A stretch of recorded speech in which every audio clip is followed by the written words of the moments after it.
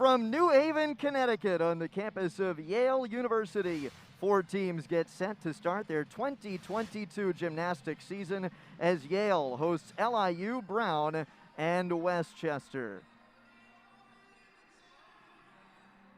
Good afternoon, everybody. Andrew Luftglass alongside Paris McGee Jr. It's a pleasure to have you with us today as 3 of these 4 teams get set to compete for the first time in 2 years. Yale, Brown, and Westchester have not competed since 2020. For Yale, it has been a full 700 days since they were last on the competition floor as a result of the COVID-19 pandemic. And some strong emotions coming into today for Yale as well. This is the first time, Paris, in their program's history that they will be without their program's founding head coach, Barbara Tonnery, who founded this program in 1973 and passed away this past summer. You know, this would be a very, very emotional competition for this team, but I know that they have been in preparation, and they are ready to take on this competition. So it'll be very interesting to see how they do today. Coach Tonnery served under 6 Yale presidents, the longest tenured coach in NCAA gymnastics, and now the interim head coach, Andy Lease, takes the reins. Yale, LIU, Westchester, and Brown. Yale will start on the vault, Westchester on the floor. On the bars, Brown and beam will be LIU to begin this competition. Frigid afternoon outside. We're glad you're spending this afternoon with us indoors. No fans in attendance today as a result of the COVID-19 pandemic and the latest surge in cases, so we hope you are all staying safe and enjoying this meet with us from the John J. Lee Amphitheater. A look at these 4 teams. Yale, we mentioned already, competing under interim head coach Andy Lease in his first year. Randy Lane gets the reins for LIU, the second season of competition for the Sharks, who did compete last year. This is the second year in this program's history, and Paris, they're led by a guy in Randy Lane who has quite the history in this sport. You don't expect a second-year program to be led by a guy who's won 3 national championships. No, and I'm very excited to see what this program could do today. I know they have amazing coaches. One of their assistant coaches was also one of his former UCLA gymnasts. So I'm very excited to see what they can do. They have great gymnasts, even some former elite international gymnasts that we can see today. So I'm very excited to see them and see how well they do in competition. Randy Lane, 3 national championships at UCLA as an assistant coach and associate head coach, 13 conference titles between UCLA and Michigan State. You mentioned his assistants. Hallie Mozette competed for him at UCLA, and Lauren Marinas, a 2018 Big Ten beam champ. As you get a look at the Sharks warming up on beam. Brown University, led by a longtime head coach, 21st year head coach Sarah Carver-Milne, back-to-back Ivy Classic champs in 2013 and 14 for Sarah and company. She's assisted by Alex Highland and Jay Villegas. And as for Westchester, another long-tenured head coach at the helm there, Barbara Cordova, who again will begin on floor. Her 14th year as the head woman for the Westchester Golden Rams, assisted by Stephanie Ploffer. As mentioned, Westchester, Brown, and Yale have not competed since 2020 because of the COVID-19 pandemic. So it is a very new-looking roster for 3 of these 4 teams. And of course, when you talk about a new program in LIU, they are constantly building. So when you look at this competition, Paris, what are you looking for from these 3 teams first that haven't competed in 2 years? You know, I'm looking for confidence. It's very hard to compete, especially after a long hiatus. So I'm just looking for these teams to go out there and to put the routines that I know they can do in the gym here in competition. Well, Yale, as mentioned, will start on the vault, and it is a very new lineup for them there. They only return 1 gymnast on that apparatus from the last competition season. That's Amy Teich, but she is not slated to compete on vault, so it's 6 completely new gymnasts in the first rotation for the Bulldogs. And I don't know if I've ever even heard of such a thing, to have all new 6 new gymnasts in a lineup. That's pretty huge. But again, I know that the coach has been working these gymnasts very hard, and I know that they're going to be able to perform some great vaults today. And Andy Lease did say that the goal for Yale was to get to the point where they have 6 twisting vaults in their lineup, They will have 5 twisting vaults today. Only one, Riley Meeks in the number 2 spot, is slated to have just a straight Yurchenko layout. Everybody else with either a half or a full. They'll have Sarah Wilson, Riley Meeks, Oren Aviad, Reagan Walker, Sherry Wang, and Lindsay Chia. And we expect Claire Q to exhibition. Just about set to get underway from New Haven, Connecticut, and the John J. Lee Amphitheater. Again, thank you so much for joining us on this fine Sunday afternoon to kick off the 2022 gymnastics season. Yale, LIU, Westchester, and Brown kicking off the campaign, and we will get started on the vault. Just finished talking about Yale's vault lineup. Sarah Wilson will be the leadoff for the Bulldogs. Sophomore out of Alpharetta, Georgia. When we talk about freshmen and sophomores, both of them, freshman and sophomore classes for 3 of these 4 programs, will be competing in their very first meets today because of that aforementioned layoff. 700 days since the last competition for Yale.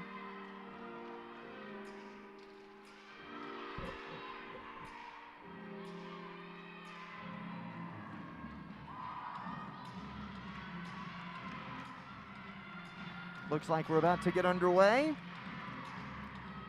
Sarah Wilson to lead things off on vault for Yale. She'll do a tuck Yurchenko full. That's a 9.9 start value for the 2019 vault state champion in Georgia. Paris won the state all-around championship as well, and the first from her high school to win a state title.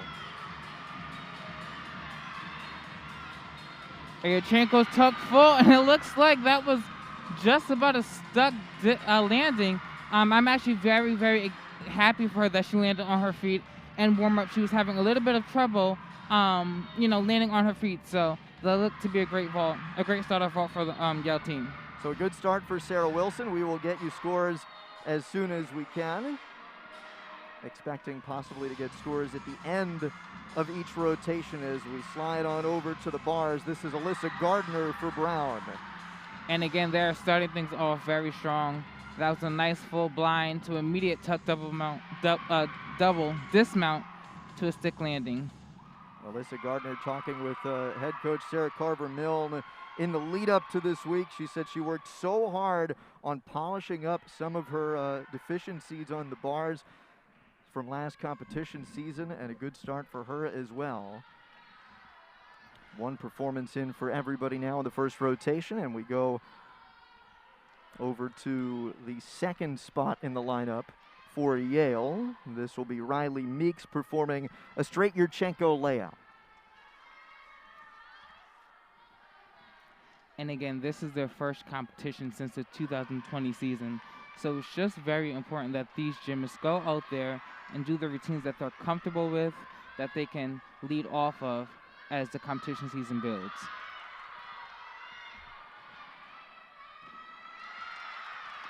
And that was a good vault. It's relatively easy compared to the other vaults that we're going to see today, but that was a good vault. Little step on the landing, but great block off the table. So just a Yurchenko layout for Meeks. You'll see this little step with the right foot.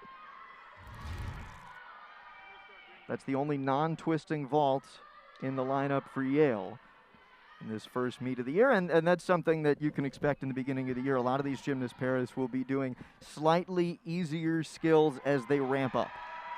Yes, and that's always the goal, especially for the first competitions in the season.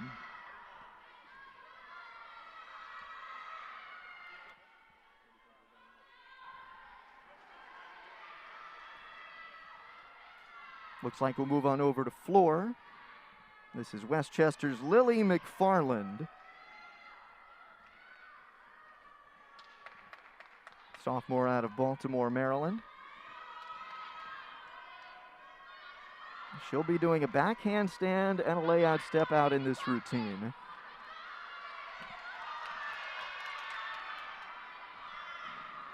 Meanwhile, this is Oren Aviad in a layout half and took a little tumble on the vault in the third spot for Yale. So now 3 in on the lineup for Yale on the vault.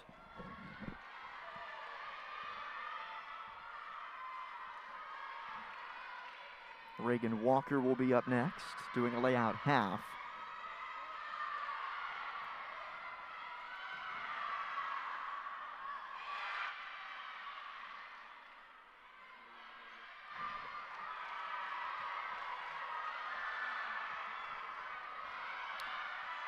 Switching over to bars for Brown, this is McKenna Wiener. And that was a great dismount. Double tuck to beautiful landing. Sophomore out of nearby Weston, Connecticut. Take a look at her dismount. Full turn. There's the double tuck. College stick. You know, I don't know if the judges will give it to her, but that was definitely a great landing. Now here's Lily McFarland. You know, floor exercise is an event that a lot of the gymnasts can show off their personality. They get to choose their music, get their choreography going, and perform skills like that. A great opening pass, round off back handspring to a double pike.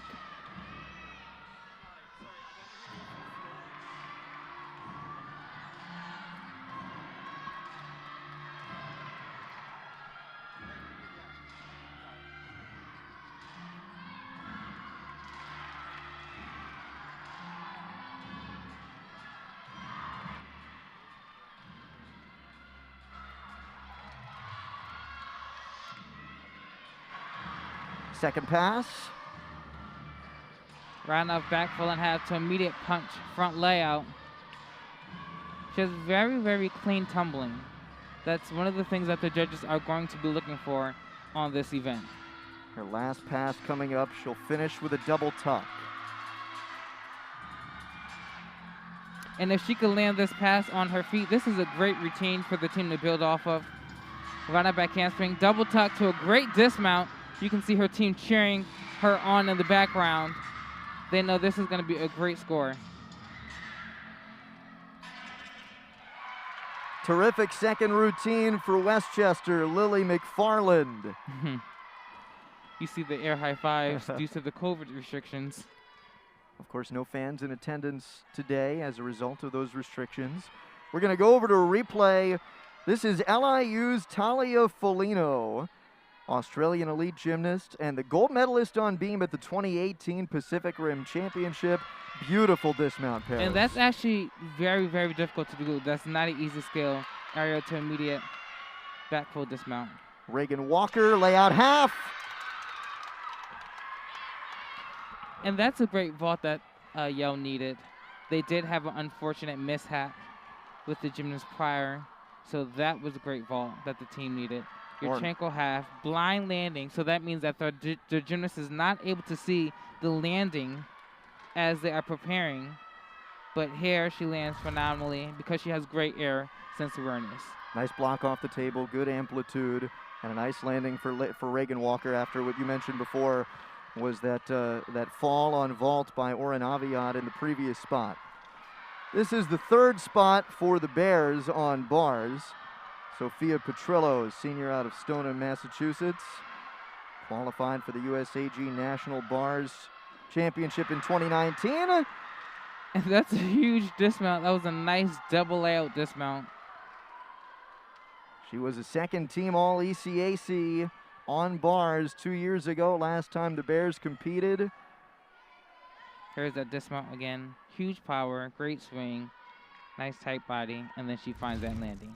Nice clean double layout for Sophia Petrillo. You'll hear us mention, by the way, the ECAC throughout the competition today.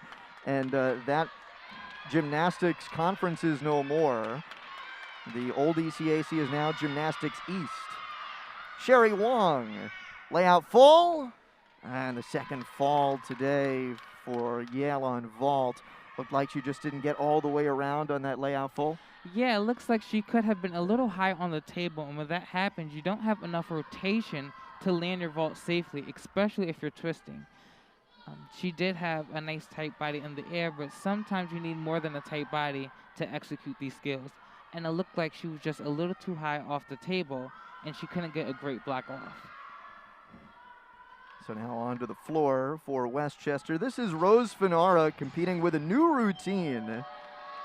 And a fun start to it. She'll start with a double pike on her first pass. Routine choreographed by Westchester's former gymnast, one of their former gymnasts, Sarah Boyd. And again, the floor exercise is an event where the gymnasts can really show off their personality. I love the opening choreography. It's definitely something that's going to get the crowd going and involved and captivated in this routine. Great opening pass, round off back handspring, double pike. Great finish on the double pike for Finara. 7 of her 10 floor routines 2 years ago, last competition season for Westchester, she scored a 9.8 or better, so she is one of their aces on the floor. And if she can score a 9.8 or better in this routine, that would be a great start for this team. Back 1.5 punch front layout. One of the popular passes in college women's gymnastics. Last pass for Rose. She'll finish with a double tuck.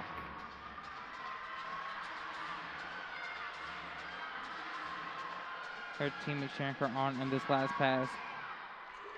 And she was just a little short. She didn't put her hands down, so it won't count as a fall, but the judges will deduct. Now the last lineup spot for Yale, it's Lindsay Chia. Important vault after 2 falls for the Bulldogs. Layout full. And that was a beautiful vault. Yurchenko full twist. She gets a nice high block off the table, tight body, wraps that full around, and finds that landing. Here you can see another replay of that vault. Strong run, great block. She's centered on the table, which means that she has a great round-off start. Great enough to have that nice, strong block off the table and wrap that twist around. That's Taylor Doughton finishing up on beam for LIU.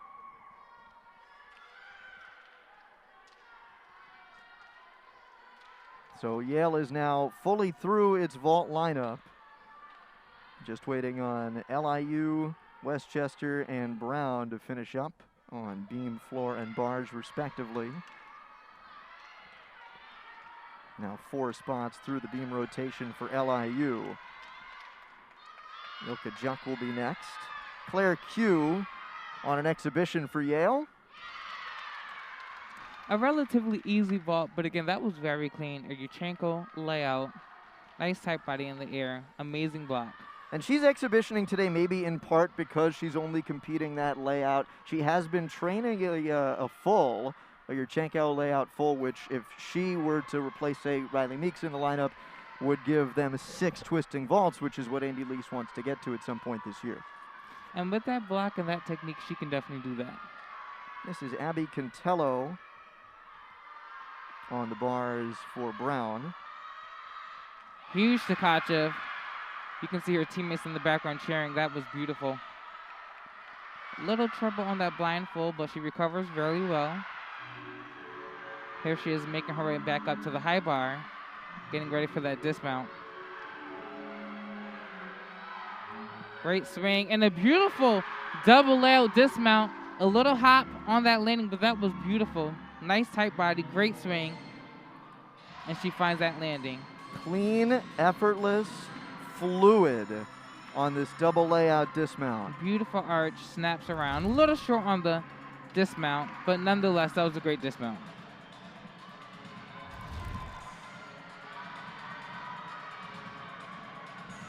Fist bump from Sarah Carver-Milne, 21st year head coach for this program. Onto the beam. This is Ilka Juck competing for LIU. International elite, she's competed for Canada and Hungary now, both her parents Hungarian. She had a little wobble on that jump, but that is a very difficult jump to do because she loses sight of the beam, which means that when she tilts her head back, she's not able to see the landing. It's like playing a guessing game. Backhand spring layout step out. Solid series. You can see the focus on her face. The balance beam is unarguably one of the hardest events in women's gymnastics, and unfortunately she was just a little off balance and had to come off the beam. Now a little bit of a fall there as she gets back on. Randy Lane talked about finding the right routine for her, the right NCAA routine for somebody who has been so good on this event. In elite gymnastics, 2019 Hungarian championship finalist. Beautiful jump series. And you know, finding that routine is very important, especially switching from elite to college gymnastics. The requirements are different. The skills and the level of gymnastics is quite different. And here she finishes strong. Front full twist to close it out for Ilka Juk, despite the fall in the middle. And that's part of your first competition of the year, right? You're going to have falls, you're going to have wobbles. It's about cleaning that up throughout the course of the year. Absolutely. And it's best to have these in the beginning of the season rather than have them later in the season.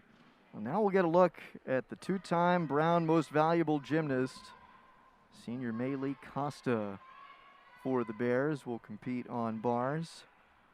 2 times in 2 years that the team captain has been the best on this squad. And a 2-time first-team All-American on the bars.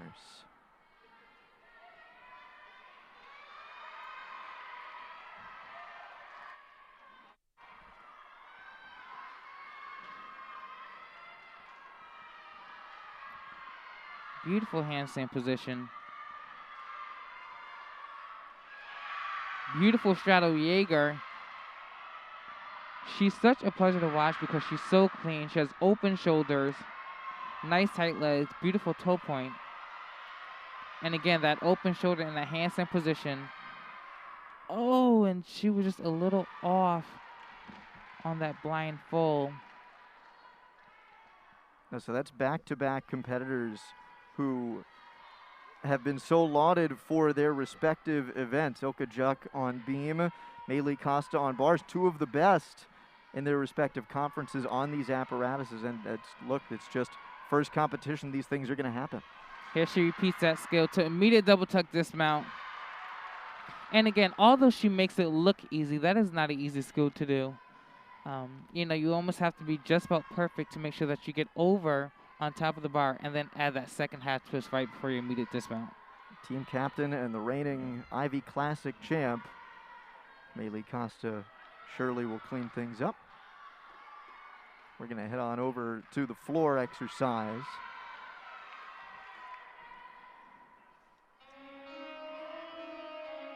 This is Jessica Meekum, one of Westchester's best on the floor. Starting with a double pike. Oh, and that looks like she must have changed her first pass. That was a Rudy to a back layout step out. And actually, that's McKenna Kissinger, I beg your pardon. So she'll start with the Rudy layout step out.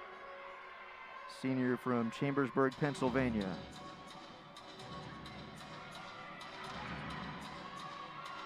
Here she is getting ready for that second pass. Round up back 1.5. It's a beautiful arabesque. You can see her teammates dancing with her in the background. That's common in women's gymnastics. You see a lot of the teammates dancing with the gymnast on the floor. Shows the great camaraderie that the teammates and the girls have with each other. And you can expect some fun floor routines from Westchester. They brought in a former Utah gymnast and a 10-year member of Cirque du Soleil to help out with their floor competition and their floor routine choreography. Nicole Ford coming in to help former Westchester gymnast Sarah Boyd with the choreography. Finishing with a Rudy to immediate stag jump. She's having a lot of fun with this routine, and that's also very important. It's important for the judges, it's important for the crowd to see a gymnast smiling while they're doing their choreography. You know, it shows that they're really invested in the routine. And the judges and the audience, we take note of that. And an energetic start for McKenna Kissinger as well. She'll be performing all 4 events today. And that was a beautiful series. 2 back handspring step outs to a layout step out. This is Nika Takagi. And that turn she did was so unique. You rarely see that turn. Very difficult.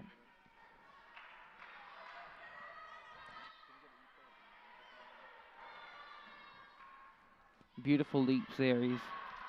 Again, the assistant coach of LIU is a former Big Ten beam champion. So I know that this team is really getting the insights that they need in order to really focus and perform the beam routines that I know they can perform.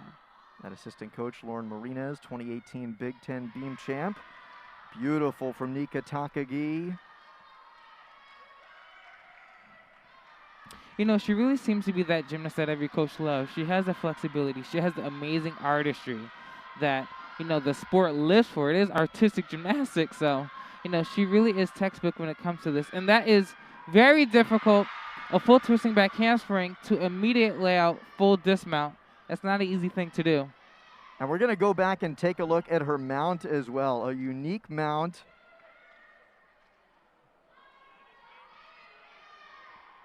Here's that beautiful leap series. That is a requirement on the balance beam that the gymnast must do. And again, that difficult dismount, that is a full twisting back handspring. That is very hard to do and very easy to lose sight and balance on the balance beam. Now there is Lauren Martinez on the left of your screen. She and Randy Lane instrumental in switching around Nika Takagi's beam routine this year. They changed her acro series to later in the routine. You saw her do some more dancing at the top, just so she could kind of get grounded and get her feet on the beam before she did her acro. And you know, I think that was a smart decision to make. She had a very solid acro series. And again, she has beautiful dance. So it's always a pleasure to watch her on the balance beam. Speaking of beautiful dance, we'll go on over to the floor. Jessica Meekum, as mentioned before, one of Westchester's strongest on this event. Graduate student out of Downingtown, Pennsylvania.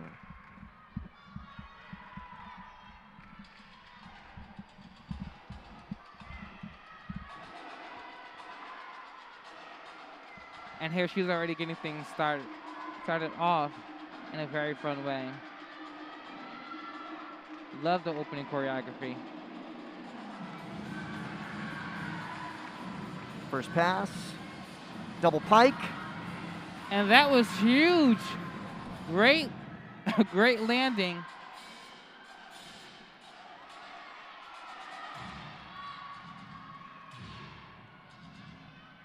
Again, you see her smiling and playing with her teammates. You know, it's so unfortunate because of COVID we can't have a crowd in this arena because I know that this routine will have so many people on their feet. Second pass, front handspring full to a layout. Well, she gets the judges involved though. She'll finish off with a Rudy to a stack jump. This is such a fun routine. I love the music choice, the college drumline instrumental. And that's one of the great things about college gymnastics is that, you know, it's not so traditional to the elite scene. You will have music that is a little bit more entertaining, the choreography, the dance movements.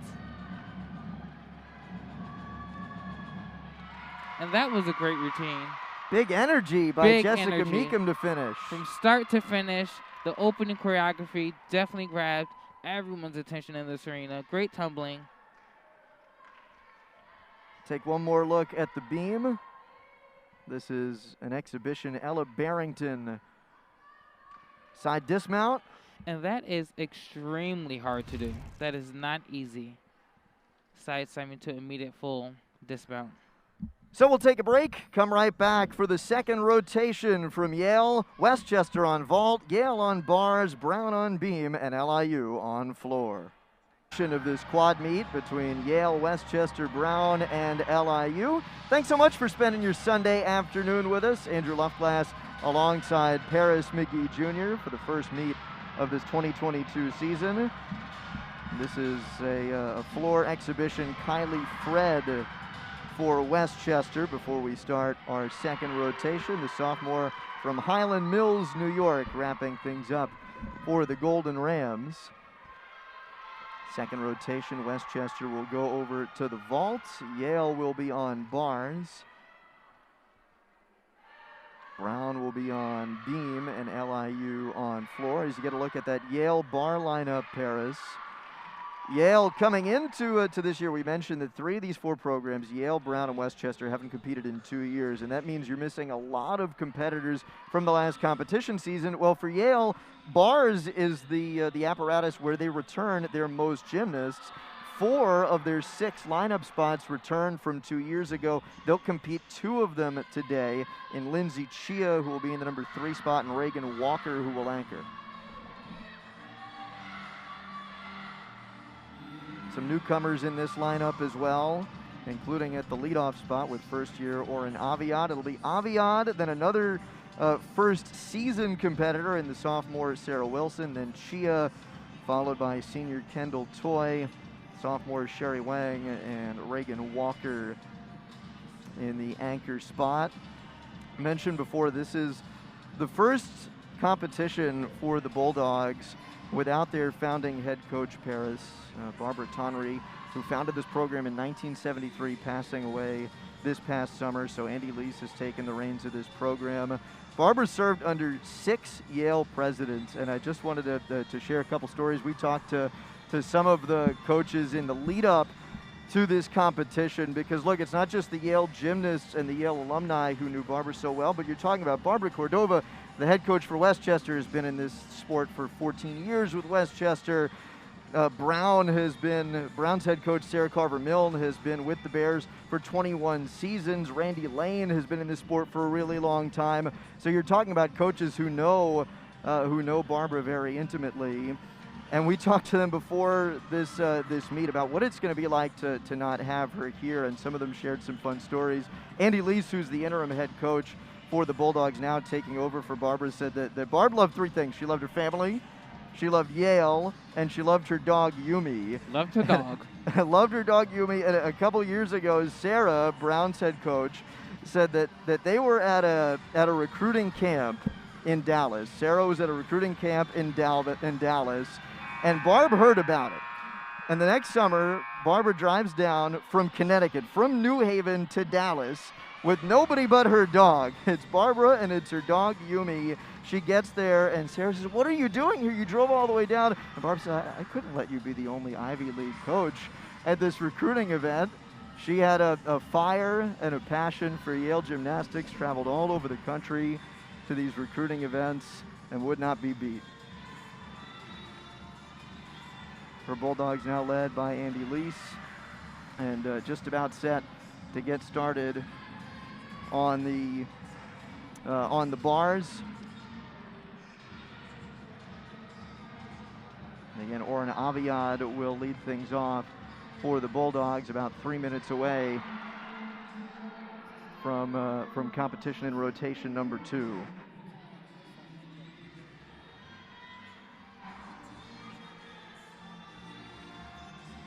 Yale, by the way, will be honoring its longtime head coach, Barbara Tonry. Later this year, they'll have patches on their warm-ups with her initials. Those will be ready in a couple weeks.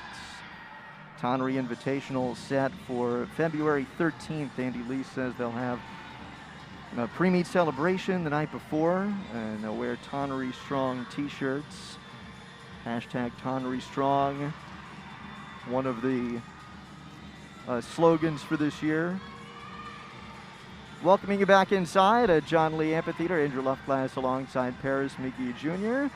And this first meet of this 2022 season, again, a quad meet between Yale, Brown, LIU, and Westchester. I'm mentioning this, the first meet without Barbara Tonry for the Bulldogs, the longest tenured head coach in NCAA gymnastics. And, well, it's an emotional day for Yale competing without her. Sharing a couple more quotes from some of the head coaches. Andy Lease, now the interim head coach for the Bulldogs, says she meant everything to this program, and this program obviously competing for her this year. Yeah, going out in competition, all these girls wanted to do was just really perform well and do it in her name. Again, she did found this program, which is very huge. She's been in the sport for a very long time. So I know that this competition, it is big. It's, their first competition without her. And for a lot of these veteran gymnasts that are on the team, that's a huge deal. Barbara Cordova, 14-year head coach for Westchester, said she was a good friend for 14 years. Super dedicated to her team and her husband. She gave 100% to her calling. Sarah Carver-Milne, 21st-year head coach for Brown, said it's going to be strange not having her here. She was always ready for a battle. And Randy Lane, head coach for LIU, said we need to celebrate her and all she brought to the sport. We now have our scores from the opening rotation. For Yale on the vault, 47-5-25, with the high scorer, Lindsay Chia. Check that, high scorer was Reagan Walker in the number 4 spot, a 9-7-7-5. On the bars for Brown, they had a 48-0-2-5. High scorer was Sophia Petrillo with a 9-7. On the beam for Brown, they had a 46-9-5. And the high score was Ilka Juk with a 9-7-5. And then on the floor for Westchester, they had a 48-1-5 as a team, with the high score Jessica Meekum in the anchor spot with a 9-8. So the highest score for anybody, Jessica Meekum's 9-8. And that was LIU on beam with a 46-9-5. Oh, thank you. And beam in women's gymnastics is relatively a lower scoring event, primarily because it is one of the hardy events. So I know they're definitely going to be able to boost these scores when it comes to the floor exercise. So again, Ilka Juk on beam with that 9-7-5. And in the lead after one rotation, it is Westchester with the 48-1-5 on the floor. Yale will start on bars in the second rotation. Mentioned a good mix of newcomers and veterans in this bar lineup for the Bulldogs. They'll start out with a newcomer in Oren Aviad. First year out of Woodbridge, Connecticut, 2-year level 10. Her team won a 2021 level 10 state title this past year.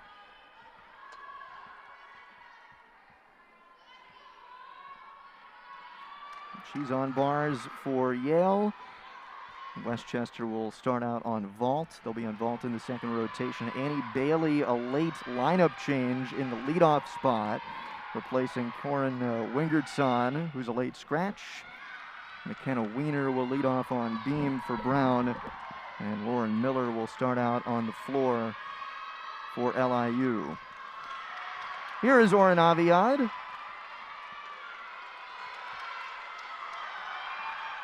And here's Annie Bailey's vault. Igorchenko layout, relatively easy vault, but again, it's the first competition in the season, and you really just want to have a solid vault and a solid routine going up first for your lineup. Aviad Tkachev.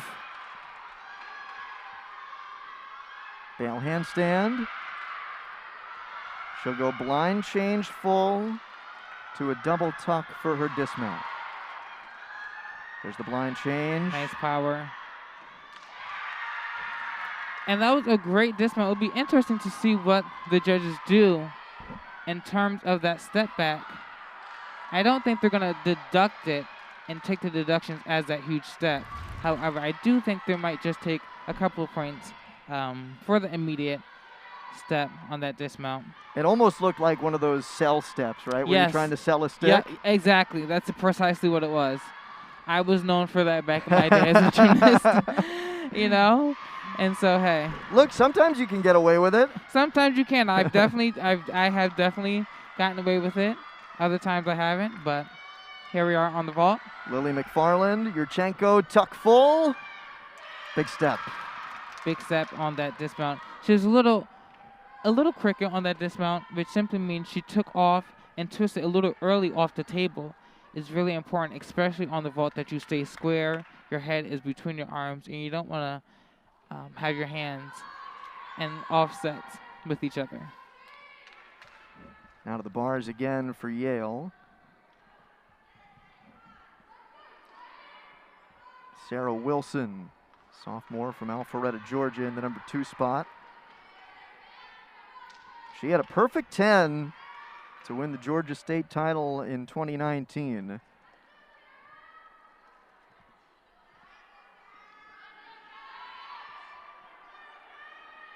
It'll be interesting to see how she does in this routine.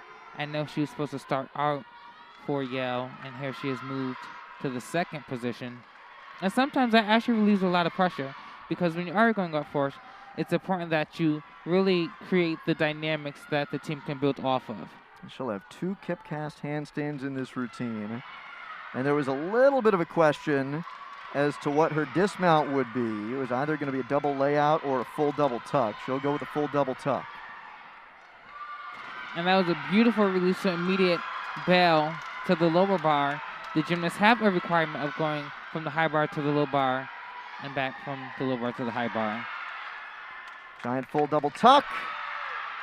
Small step on that landing, but that was a great routine. You see her teammates cheering loud because that's the routine that they needed, especially coming off of the vault rotation that they just had. They seem to be building off pretty well. You mentioned the vault rotation for Yale. 2 falls on that vault, but a good start with Oren Aviad and Sarah Wilson, a couple of first-time performers for the Bulldogs. That's going to be a theme. Again, Yale has not competed in 700 days as a result of the COVID-19 pandemic. So you see the sophomore Sarah Wilson, her first competition, and a good start for her. And knowing that they haven't competed in such a long time, and they're competing the way they are today, that is something to be proud of. It's definitely not easy competing after such a long hiatus, and the team is doing a very good job. And this will be Kylie Fred. We just saw her exhibition on floor. She's in the number 4 spot in the lineup for Westchester on vault. Sophomore out of Highland Mills, New York. Yurchenko layout full, 995 start value. And that's a great vault. Beautiful position in the air. Nice block off the table, small hop. That's the vault that they needed to build off of. This team looks really solid so far. After taking the lead out of the first rotation, a good start on vault as well for the Golden Rams. Here's another replay of that vault. You can kind of see a little form breaks with the bent knees, but again, nonetheless, that was a great vault. Now over to the beam for Brown. Taylor Schultz. Little wobble earlier on in her beam routine. And that was a very difficult jump, landing sideways on the beam.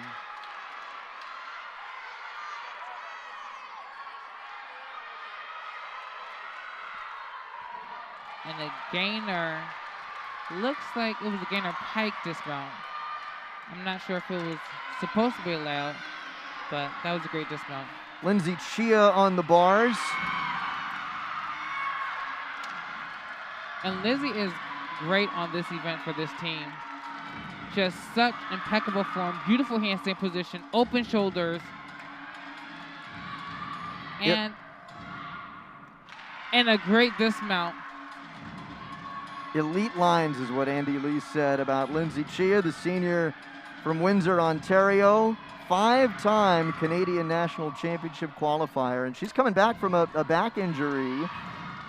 Will be competing all around throughout the course of this year for the first time in her career, so she's going to be really important for Yale this year. And you know, when I say I almost thought that she made a mistake in the routine. I thought she was going for a blind fold to immediate dismount, but no, it looks like she was going for that swing half turn, another half turn to immediate dismount. And her dismount was a back 1.5. That is a rare skill that you don't really see quite often on the bars. Over to vault, this is Kaya Johnson for Westchester. And Kaya is one of their best gymnasts. Yurchenko full, small hop on that landing. You can't really see from this angle, but from the angle that the judges are sitting, you can see that she has a really huge block off that table. Oh, that's great amplitude. And look, Barbara Cordova said she can do a 1.5. They just didn't think it was wise to train her on that on the hard surface. But you can see with that amplitude how she could get around an extra half turn. And she has amplitude on all of her events, on the floor exercise, on the uneven bars, and the balancing. So she is definitely one of the ones to watch on Westchester's team. Now Kendall Toy, the senior from Coppell, Texas, will go for Yale. Competed on bars 8 times 3 years ago in the 2019 season. She actually tore her ACL a couple years ago. It stopped her from competing on beam and floor, but she's been on bars throughout her career.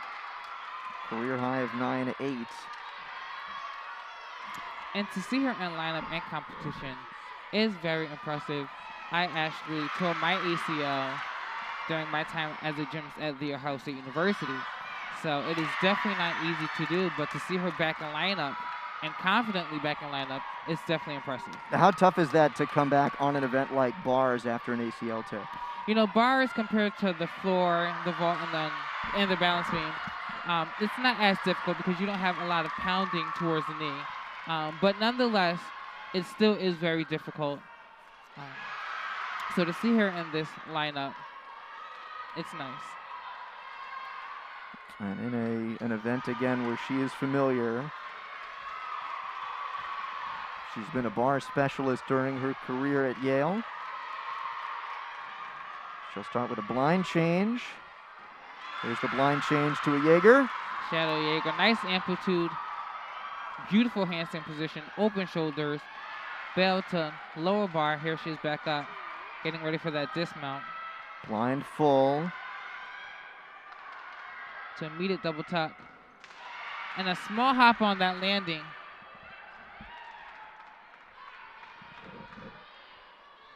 These teams are going to want to really work on sticking their dismounts, especially when it gets to later in the season during championship season, because that's what's going to separate titles from these teams. Over to floor for LIU.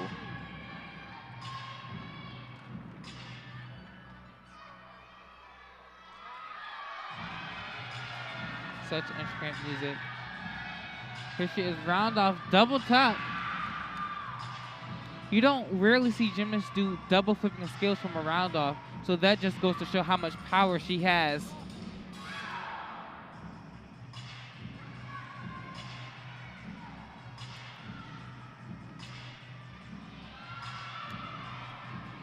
I love the dynamic that she has in her music. I love the tone, the mellowness. It really plays with her character here on the floor exercise.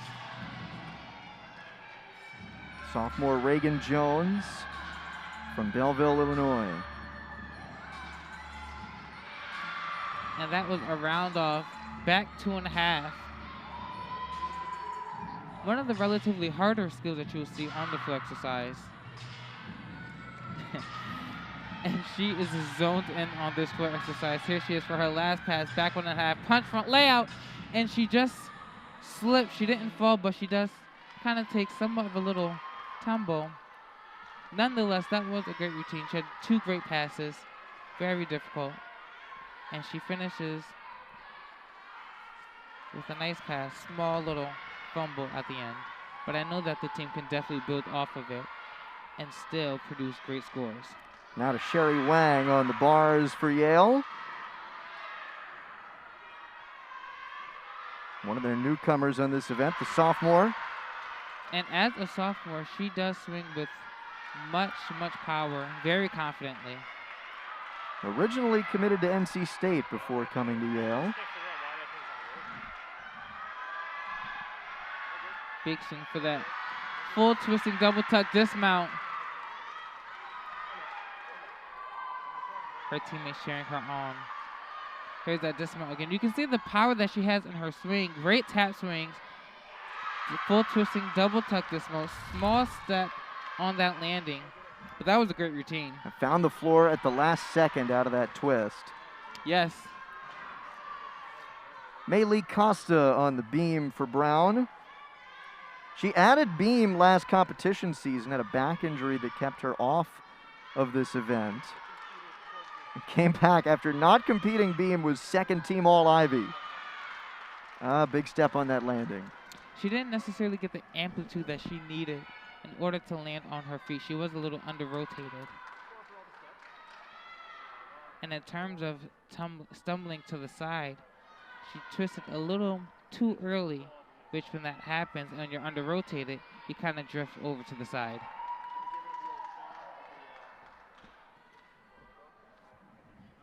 So over to the floor for LIU.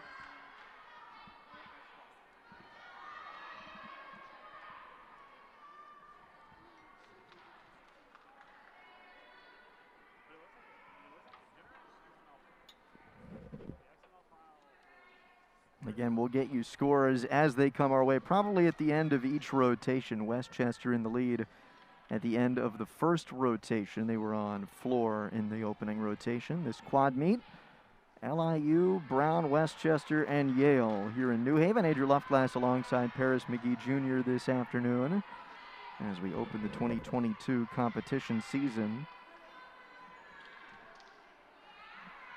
Reagan Walker on bars for Yale.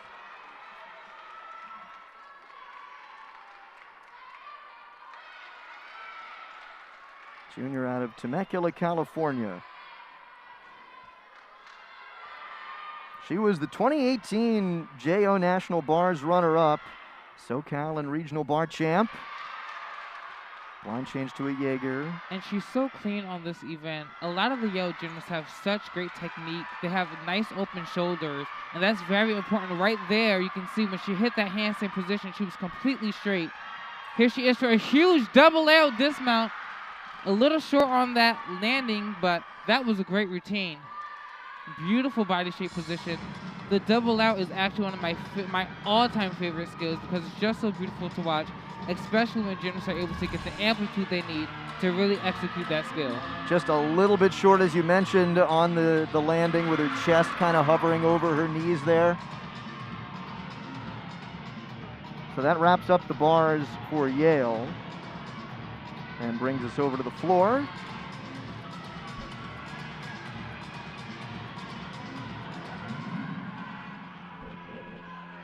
I believe this should be Katie Koopman for the Sharks.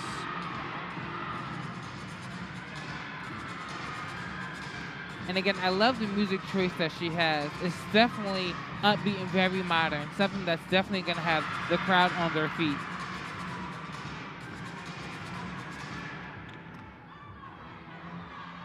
You can see she's playing with the music, with the routine. 9.8, her career high in this event. She was this team's leading all-arounder last year. Again, this is just the second year of competition for the Sharks program.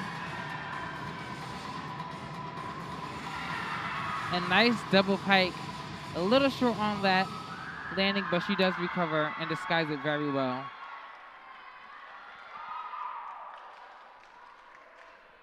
You know, again, this is only the second season for LIU, which is extremely impressive.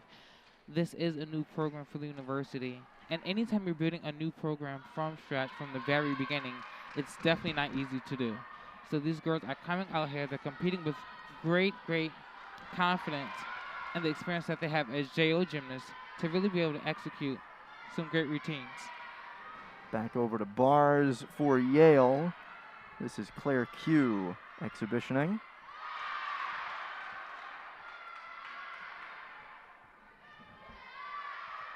Shoot to lower bell. An exhibition spot, that's definitely an important spot to have, and you really want to be able to do a good routine to show your coach and your teams that you can be put in the lineup. And that dismount, that big double layout, that's an upgrade for her from a double tuck. Went from a double tuck to a double layout to get to that 10-0 start value and a bit of a hop on that landing. And that's a pretty big upgrade as well, to go from a double tuck dismount to a double layout dismount. It's not easy because it does require a lot more power and in some ways even different technique for a double layout dismount. So that's a nice, pretty big upgrade she has. Onto the beam. This will be an exhibition as well for Brown, Lauren McCune.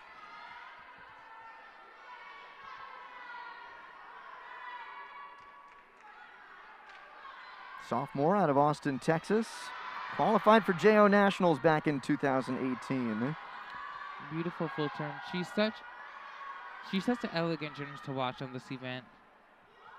And she just couldn't stay on. She wasn't square enough, which means that part of her body was a little cricket offset, and unfortunately she had to come off.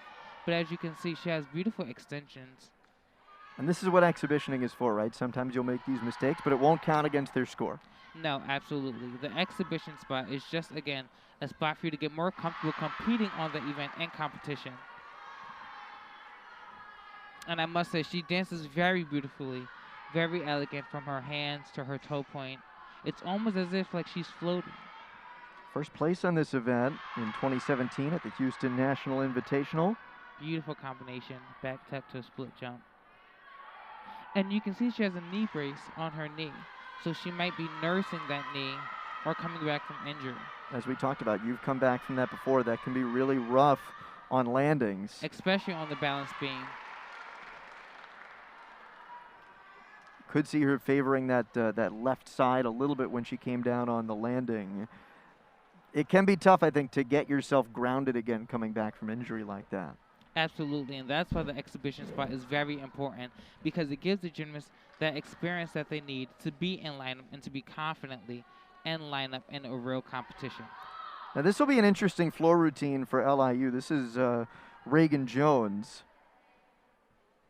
Jones, who's tumbling Randy Lane sent, was always really polished, but you talked before about Randy's former UCLA gymnast, Haley Mosette, who's his assistant now. Haley worked a lot with Reagan in the off-season at kind of touching up the choreography, getting her confident in her style of movement. So while we always look for the tumbling passes as the big, fun, super athletic things to look out for, it's the dancing, I think, in this routine that will be fun to watch, to see how Hallie and Reagan have choreographed and built this routine for her. And Hallie was also a fun gymnast to watch for UCLA. I remember watching her back when I was a gymnast at Ohio State, and she was definitely someone who got the crowd and everyone involved anytime they were watching her routine. So it's definitely going to be interesting to see how she coaches and teaches her girls her little techniques that she used while she was a gymnast over at UCLA. Randy Lane says she has been great at learning the personalities of these women over the last couple of years.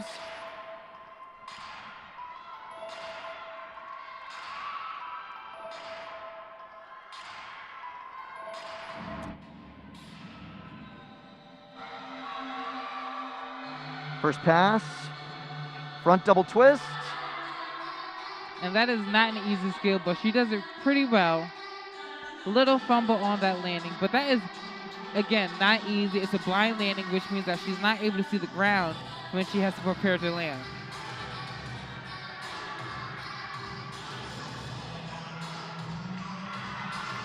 Back one and a half punch front layout. She does have a nice twisting body when she twists in the air. She's nice and tight. Great technique. Nice amplitude. You can see her showing off some of her acrobatic ability in these passes, almost sometimes in lieu of the dancing. And I love the intricate choreography that she has in this routine. It definitely plays well with the music that she has. Robotic by design, I think. Absolutely. Finishing on a Rudy. Little bit of a step, but otherwise a fairly clean performance outside of a step on that last pass, and I think in the tumbling pass to start. Yeah, that was a pretty good routine. Absolutely. And again, it's the first competition of the season. So we're not looking for these gymnasts to be perfect. You know, we're just looking for them to put out confident routines that they can build off of as the season progresses. A big hug from Lauren Marinas, a high five from Randy Lane. There's Lauren, who mentioned former Big Ten beam champ over at Michigan. As our judges decide what they'll give Reagan Jones, again, we are going to give you our scores at the end of each rotation. Westchester had the leading score after the first rotation in this quad meet. Everybody has competed on vault for Westchester, bars for Yale, and floor for LIU. So we are just waiting, on vault for Westchester, bars for Yale, and beam for Brown. So we're just waiting on the last 2 spots for LIU on the floor.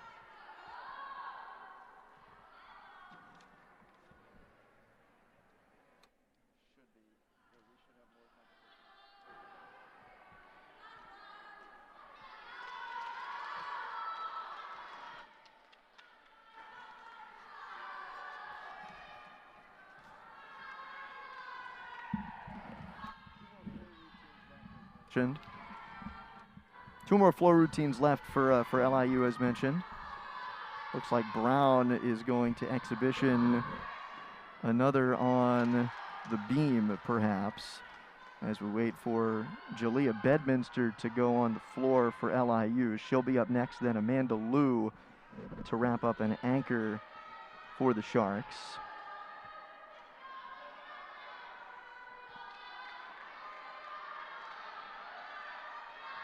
Here's our exhibition for Brown. And that was a great combination. Does it with so much confidence.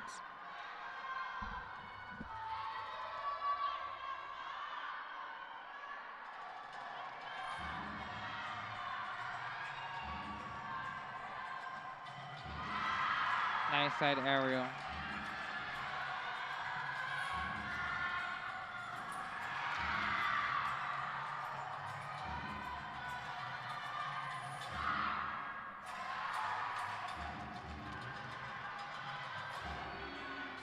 You know, after that fall that she had in this routine, she is recovering very well. And again, that's very important for a gymnast to do.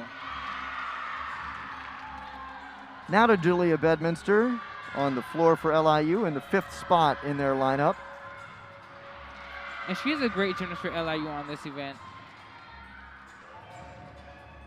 She definitely has the power that every coach loves their gymnast to have on the floor exercise. She has that personality. You can see her really having fun with the choreography in her routine.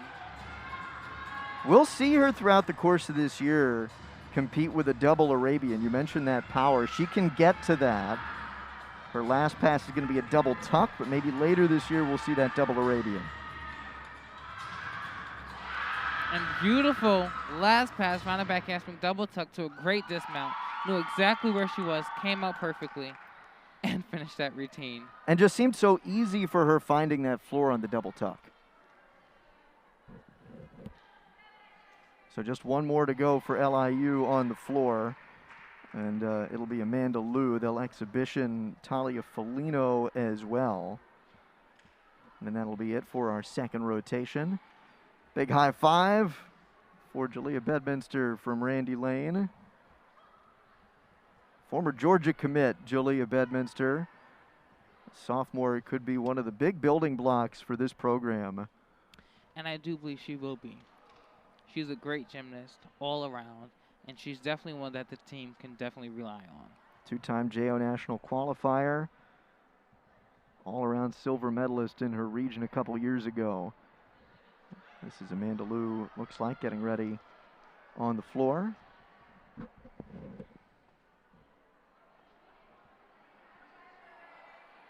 She'll do a double layout in her first pass. That is a new first pass for her.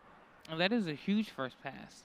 And it's one that they're comfortable with her doing. Randy Lane talking about how she's only competing floor today, so she had the time to commit to making that her first pass. If she was doing anything else, beam, bars, vault, she has less time to commit to that first pass. It's a little tougher, and maybe we see her with a less advanced skill to open it up.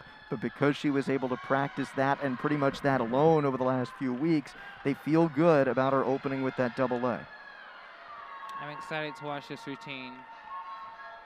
She dances well, she has nice music, and great tumbling.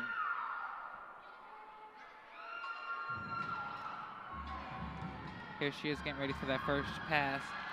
The double layout. That's an E skill. And that was beautiful. Great amplitude. She gets it around perfectly. Beautiful arch position. Big power. much power. And again, that is a skill that when you do it well, it floats. And she definitely floated in the air. Because of that first pass with the double layout, she only needs the 2 passes to get to all of her requirements. And with her only having 2 passes in the routine, that means she can do what she's doing right now. Have fun. Get the crowd going. Get her teammates involved. And just let the judges know how much fun she's having. Big rhythm routine for the junior from Sound Beach, New York. Career high 9.85 on this event. Here comes her second and final tumbling pass.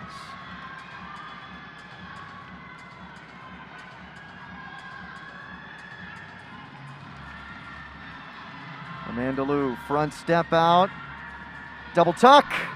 And she was just a little short on that dismount. But you know, it's definitely not easy double flipping after a front tuck. She did a front tuck, round off back handspring double back tuck. And anytime you're double flipping after doing that front tuck, it is not easy to do. You could see her a little dejected at the end of that pass, probably because, again, this is her only event today. You spend so much time and energy and effort getting ready for that, and she looked so good on that double layout to start. And it's almost like you build up the rest of your routine, right, to get to that last pass, especially when you have only 2 passes, and it all looked so good until that landing. Absolutely. I'm sure she's going to go back in the gym. She's going to work on her routine endurance. But nonetheless, I'm excited to see how she does throughout the season as she continues to progress with that floor exercise routine. So it looks like we'll get ready for our 3rd rotation today. Coming up next, LIU on the vault, Westchester on the bars, Yale will go to beam, and Brown on floor. As we get set for the 3rd rotation in today's season opening quad meet between Yale, Westchester, Brown, and LIU. Leading after 2 rotations, it's Westchester. They had a great start on the floor. They were leading after the first rotation, and they had a nice vault as well, scoring a 48.35, 48.35 on the vault to lead after 2 rotations as well. Yale right behind at 96.4. Brown at a 94.725, and LIU in the rear at 93.8.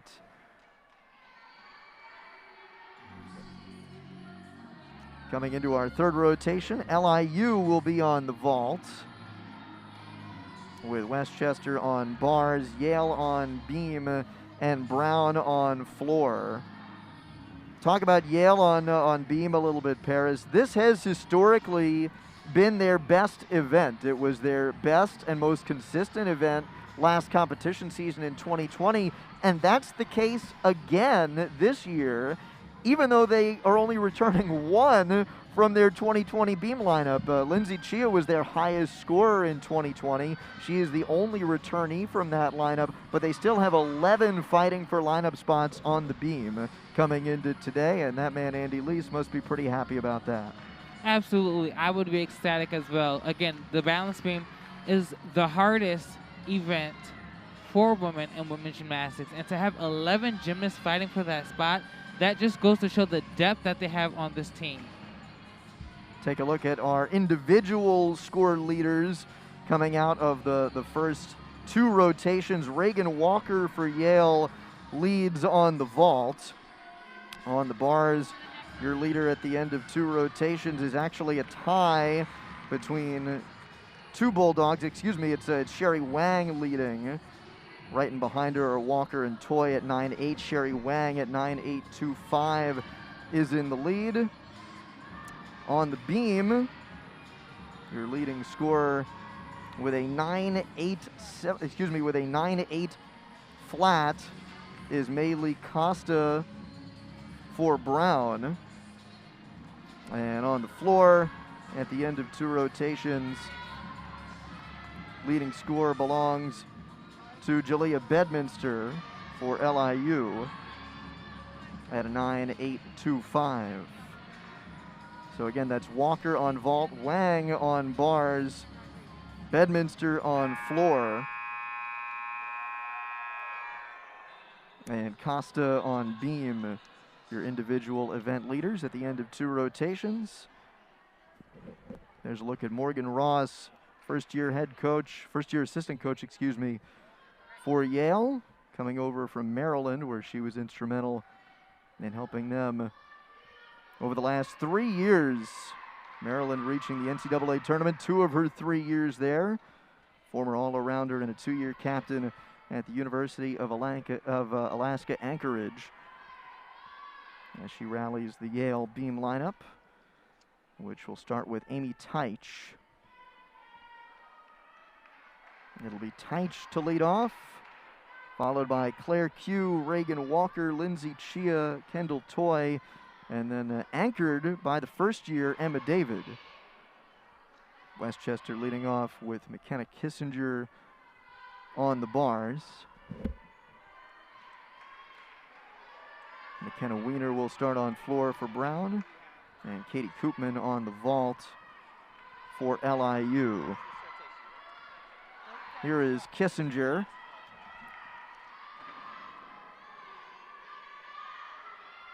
Cast handstand to a Jaeger, then the overshoot. So go cast handstand to Higgins, 1.5 twist. And that was so unique. I don't think I've ever even really seen that skill to immediate dismount. Here that is again. And just the smallest step on the landing. Front 1.5, and this is someone who didn't break into the bar lineup as a sophomore, but she added a 10th to her routine, and just a beautiful, unique routine. And again, that pirouetting style to the immediate dismount. So unique, so original, and beautifully done. Amy Teich, the junior from Arizona, will lead things off on the beam for Yale. So a great start for McKenna Kissinger to lead it off for Westchester. LIU on the vault, Katie Koopman. And that was a nice Yurchenko tuck full. One of the better twisting vaults that we've seen all day today. And that was just their start-off gymnast. And we just talked last rotation about how some gymnasts have the amplitude to do a 1.5. Well, Katie Koopman training a 1.5. Not going to see it today, but there's the tuck full. And you can see from this angle, she is dead center in the middle, which means that she has a great round off, a nice straight block off the table, and twists not too early, not too late, just perfect. The transfer from Bridgeport. Talk about building blocks for this program. Katie Koopman's one of them in the leadoff on vaults. Here's Amy Teich to start it off for Yale on the beam. And I'm excited to see what Yale can do on the balance beam. Again, they have 11 gymnasts competing for that lineup spot. So I am looking to see confidence and consistency from this team. Oh, wobble on the back handstand layout, step out, and just couldn't fight to stay on the beam. She was a little off-centered. And again, on the balance beam, it's very important that you find your center of gravity and stay square. And staying square simply means that you're not off to the left too much, you're not off to the right, but you're dead center. And that is important on the balance beam.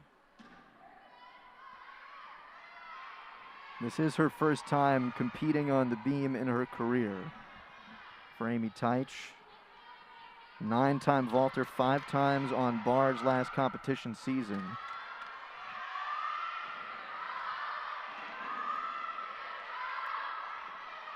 Closing out, round off 1.5. And that was a beautiful dismount. Nice tight twisting body in the air. Finds that landing on that blind landing and finishes the routine well.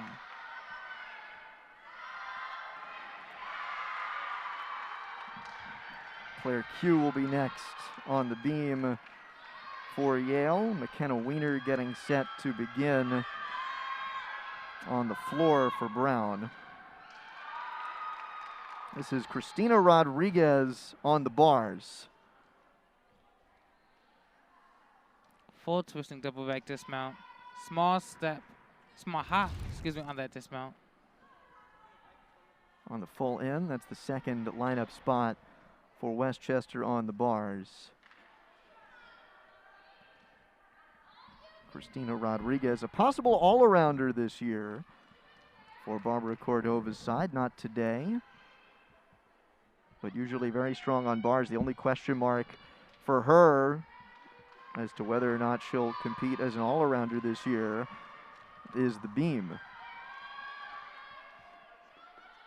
Kira Sanchez on vault for LIU, getting set. Freshman from Loveland, Colorado. She'll do a Yurchenko layout half.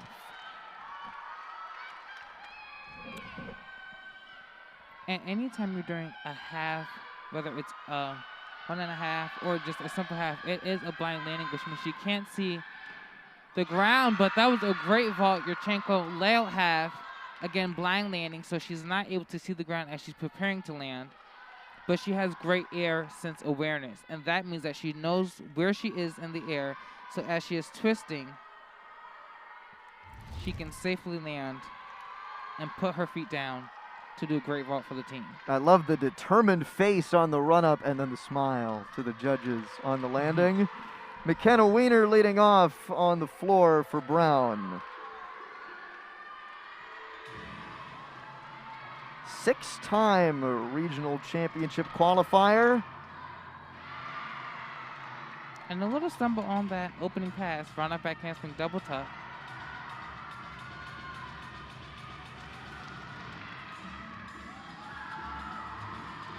You can see the smiles that she has in this routine. Goes to show that she's having fun. And that's what college gymnastics is all about. For a lot of these gymnasts, this will be the last time that they'll ever be able to compete in this sport. After college, many of them will go on to live their professional lives.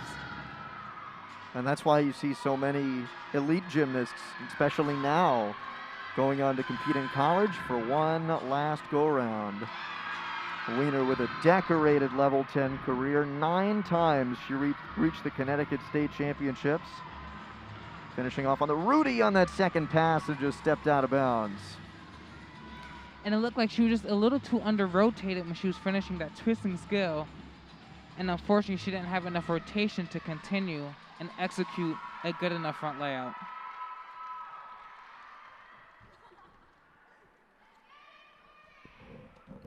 So the first routine in the books for Brown on floor.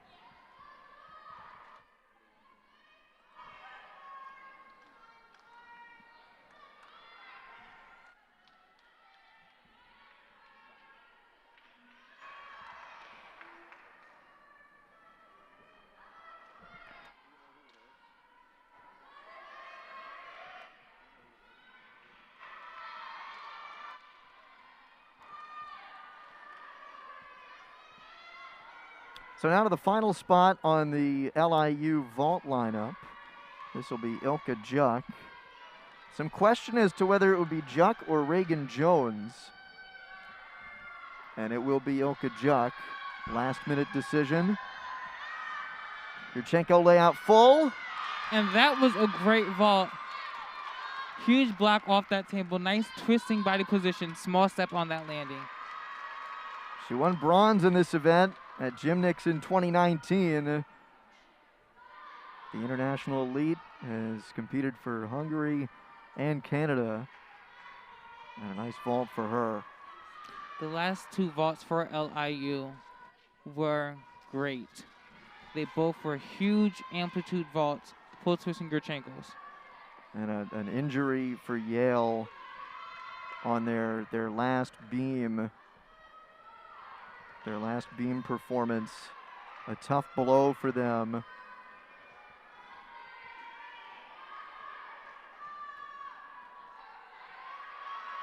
As we go over to the bars, Jordan Coleman for Westchester. That does appear to be Claire Q, injured for Yale, carried off. Beautiful body position. She swings with so much patience. And sometimes that is not an easy thing to do on the uneven bars.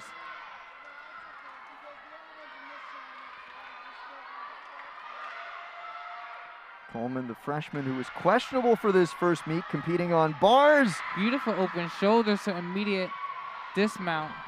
Small step on that landing. She does fly very far out on that dismount. Full blind to immediate double tuck.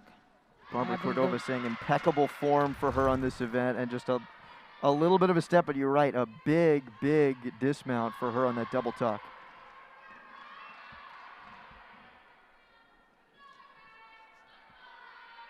This is Reagan Walker on the beam for Yale in their third lineup spot. Claire Q, we mentioned, just suffering an injury on the last beam performance. And she is a balance beam worker. That was a beautiful combination that we saw. Front aerial to a split jump. She works the balance beam with so much patience and confidence. Beautiful leap jump series.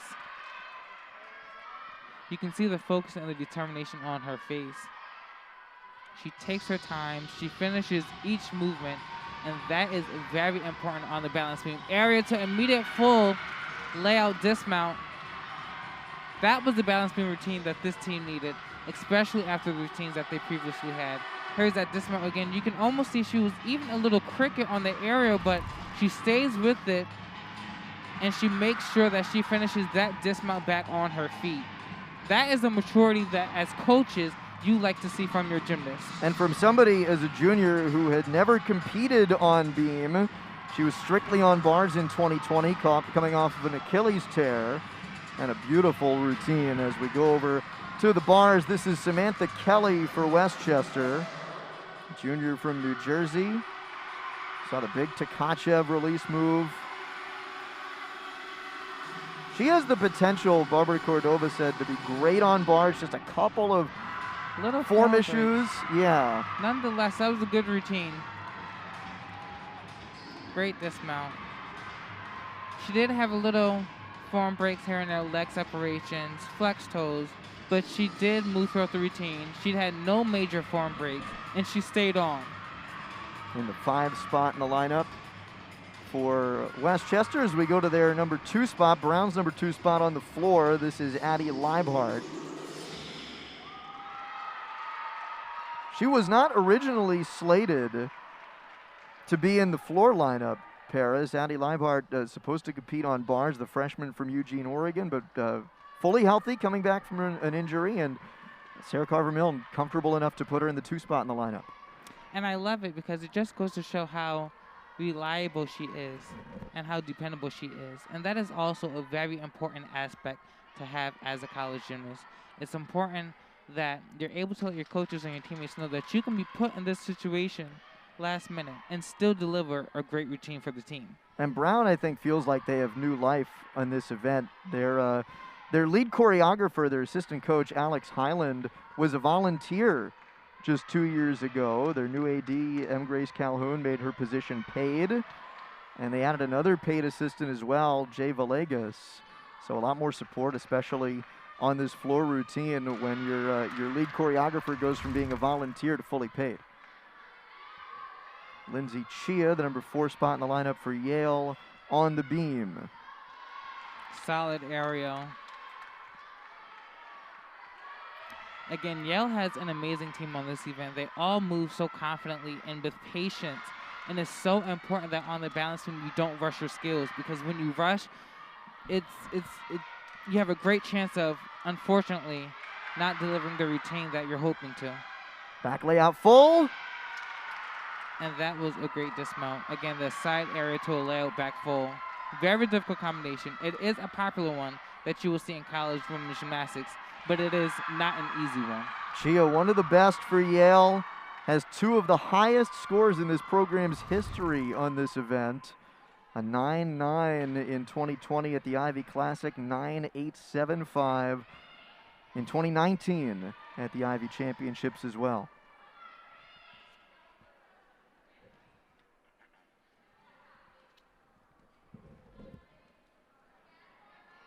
So Yale now 4 spots into their beam lineup. Kendall Toy will be next. And then Emma David to wrap it up. Brown has 4 lineup spots left on the floor. Westchester all done on bars, and LIU all done on vault. So waiting mostly on Yale on the beam and on Brown on the floor. Go back to the injury to Claire Q. She was slated to lead off on floor, Paris, but injured herself on the beam. So we should see a lineup shuffle from Andy Lease. It was supposed to be Q leading off, then Meeks, Wang, Chia Toy, and Wilson. And I don't know if you saw that, but one judge actually gave her a 9-9. And so she finishes with a 9.875. That is a huge balance beam score, especially with this being the first competition of the season. You're referring to Chia, who just went? Yes. So Lindsay Chia with a 9.875 that just turned the score around for us. This is Caitlin Allen exhibitioning on bars for Westchester. And we'll go over to Kendall Toy in the 5 spot of the Yale beam lineup. Toy, the senior.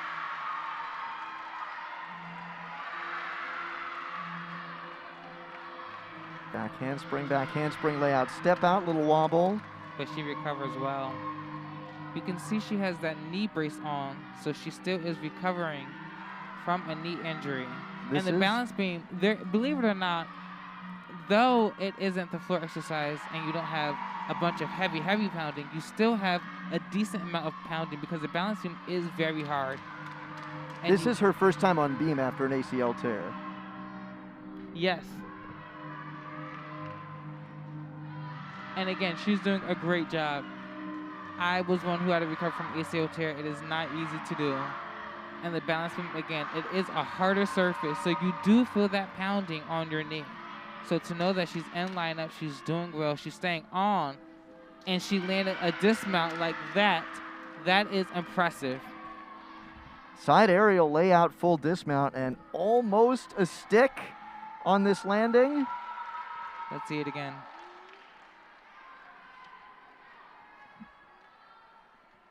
Can't see her feet there, but it didn't look like. I thought she stuck it. Yeah, I didn't see a move from either of her feet, so I think they'll give her a stick on that landing. Coming straight out of the 9.875 by Lindsay Chia. A great performance by Kendall Toy on the beam for Yale. And again, how tough is that? Coming off the ACL injury, you see her with the brace on her knee, and a beautiful performance by Kendall Toy. Her first time on this apparatus at the collegiate level. Emma David will round out the beam lineup for Yale. Still 3 more to go on floor for Brown. Otherwise, everybody all done for LIU on vault and Westchester on the bars. Again, we will give you the scores at the end of each rotation. So leading into our 4th and final rotation, we'll have the scores at the end of 3. But as we do see scores presented to us live, we'll get you them as we can. So what we can tell you, Lindsay Chia with that 9.875 on the beam leads all competitors, all gymnasts toward the end of this 3rd rotation. Here is Emma David, freshman from Huntington, New York, out on Long Island. She was not slated to be in any of the lineups, in the projected lineups we got a few days ago for head coach Andy Lease, but slotted into this anchor spot on the beam. The first year, JO National qualifier last year. And as a first year to be anchoring, that is huge. That goes to show just how, again, dependable you are. And as we've talked, it's very important to show that dependable character as the gymnast, to let your team and coaches know that you can put up a good routine for your team. Garen got for her acro series. Just a little off to the side on that layout step out. Yeah, just a little off to the side.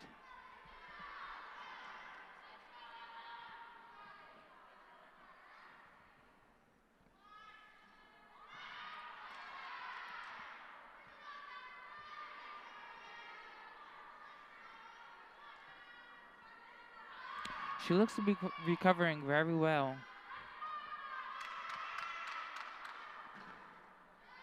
Nice front aerial, 2 split jumps. She might not get the connection bonus because there was a pause after that front aerial. But again, she is staying on the balance beam, and that is important. Getting ready for the dismount. Gainer pike, small step on that landing.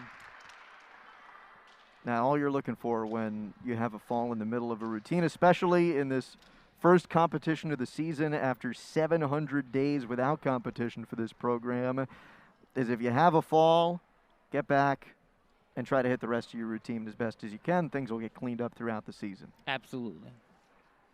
So all we have left in this this third rotation is floor for Brown. They should have 3 spots remaining, but the judges are sorting something out in relation to scoring. Should be Abby Walsh, followed by Angela Zing and Alyssa Gardner on floor, with Sophia Petrillo to exhibition for Brown, but that'll only be after this this judges conference. A little delay in the proceedings. Third rotation, LIU done on the vault, Westchester done on the bars, and Yale done on the beam. Paris, again, almost 3 rotations in. What's your impression so far? We'll start with Yale. Again, 700 days since their last competition, and having a lot of newcomers in the lineups. How have you felt they've performed so far this afternoon? I believe they performed very well, actually. This is athletically a young team, but they are competing with so much experience. And they are performing some great routines, especially on the balance beam. This is Riley Meeks to exhibition. A couple of errors. But again, this is a balance beam team, and I know that later in the season, they're definitely going to be able to put up some huge scores in some big routines. Meeks is one of their veterans on this apparatus. Again, 4 returnees to the beam lineup for Yale. They have 11 fighting for lineup spots. And that was a beautiful leap to 2 jump combination series. Typically, you may see gymnasts do 2 at the most, but she adds another. And look at that solid side aerial.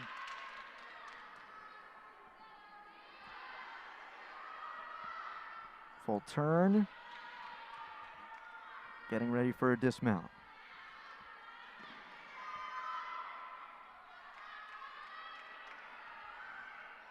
For the gainer pike. And a stick. Stuck dismount. That would have been a huge routine for Yale if she was in the lineup. It is just an exhibition routine. But again, I'm definitely sure that she will be in lineup later this season, especially with a routine like that. Those might be the stickiest feet on beam we've seen this afternoon.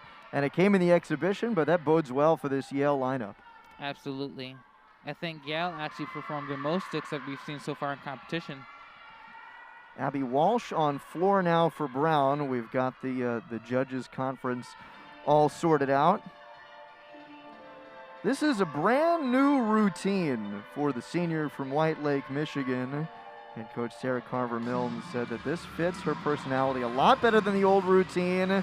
You can already hear so upbeat. And that was a nice opening pass.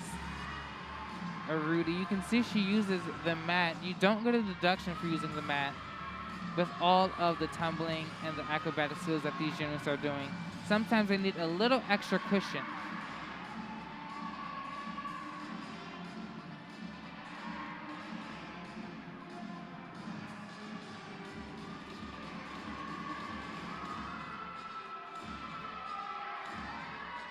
I love the music choice that she has. You know, Brown floor team, they do have a great selection of music. Very modern, very fun, upbeat, and definitely something that's going to get the crowd on their feet. Credit Alex Highland with the choreography, knowing his gymnasts and their personalities.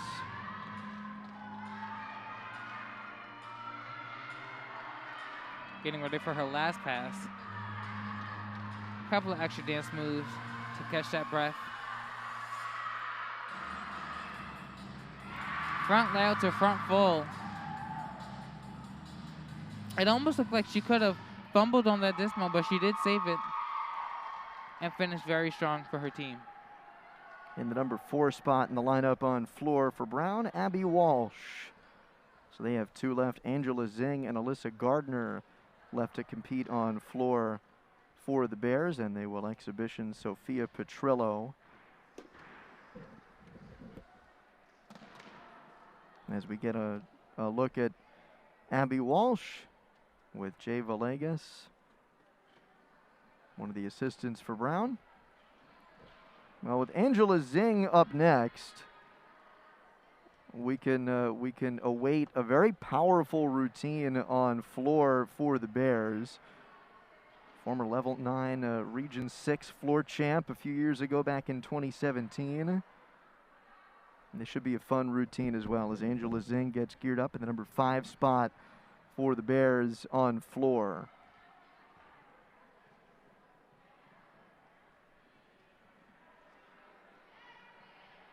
You mentioned the music choices for Brown. Credit Alex Highland and her choreography,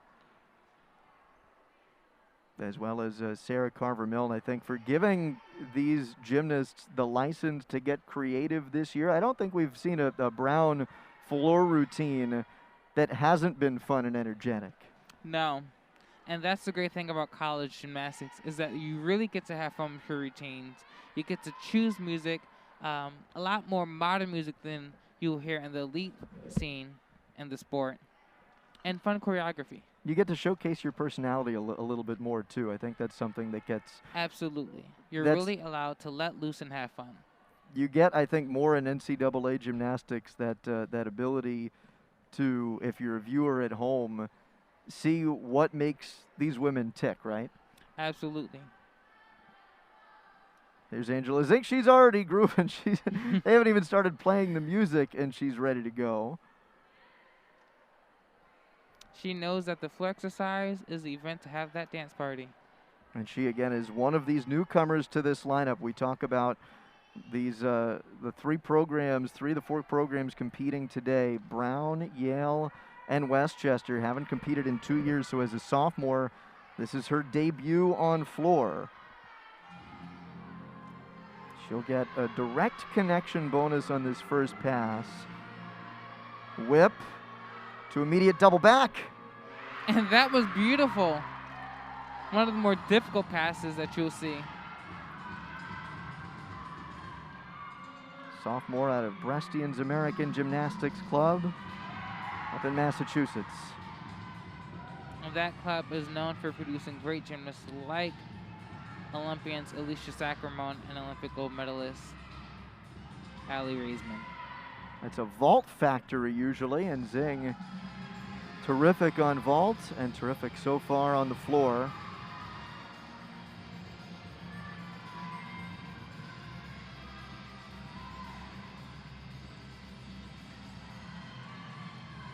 She has beautiful choreography in this routine. I love the music choice. You can see her having fun and playing with her teammates.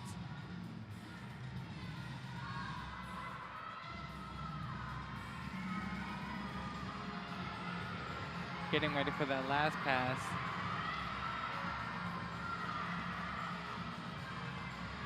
Her teammates are cheering her on hard. Front of back handspring double pike. And that was a great debut floor exercise routine. And big air on the double pike. Big air.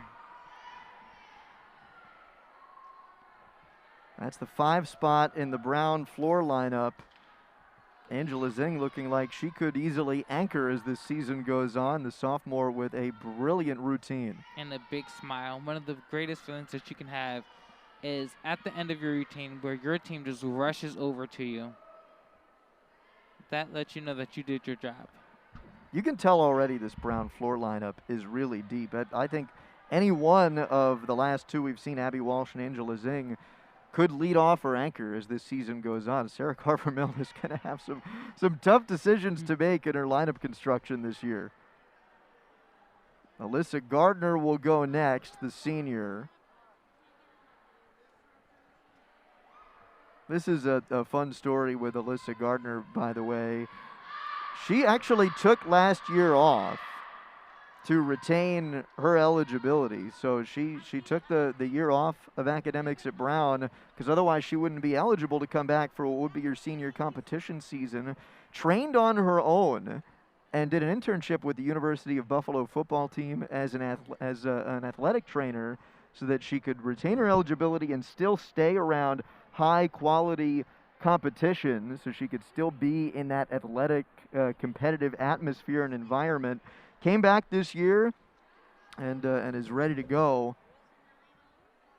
And that is just one of the examples that many of the gymnasts, many of the upperclassmen had to go through. The little loopholes that they had to endure in order to keep their eligibility. Unfortunately, COVID did a lot of damage in the athletic field and in the sport of gymnastics. So Gardner will be the anchor for Brown, one of their senior leaders and winner of the most consistent award for this team back in 2020. On the floor, she was consistent, had a 9.6 or better 8 times on the floor exercise.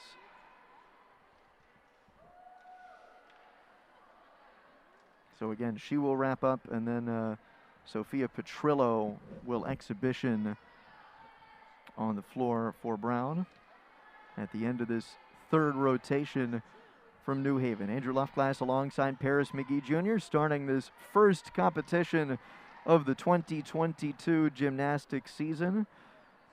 Worth mentioning, by the way, Brown, as well as Yale and Westchester, we mentioned before, competing in a brand new conference, the Gymnastics East Conference, an amalgam of the old ECAC Division 1 and 2. And the old Division 2 ECAC was very small. It's part of the reason why we are seeing this this merger of those two conferences into the one.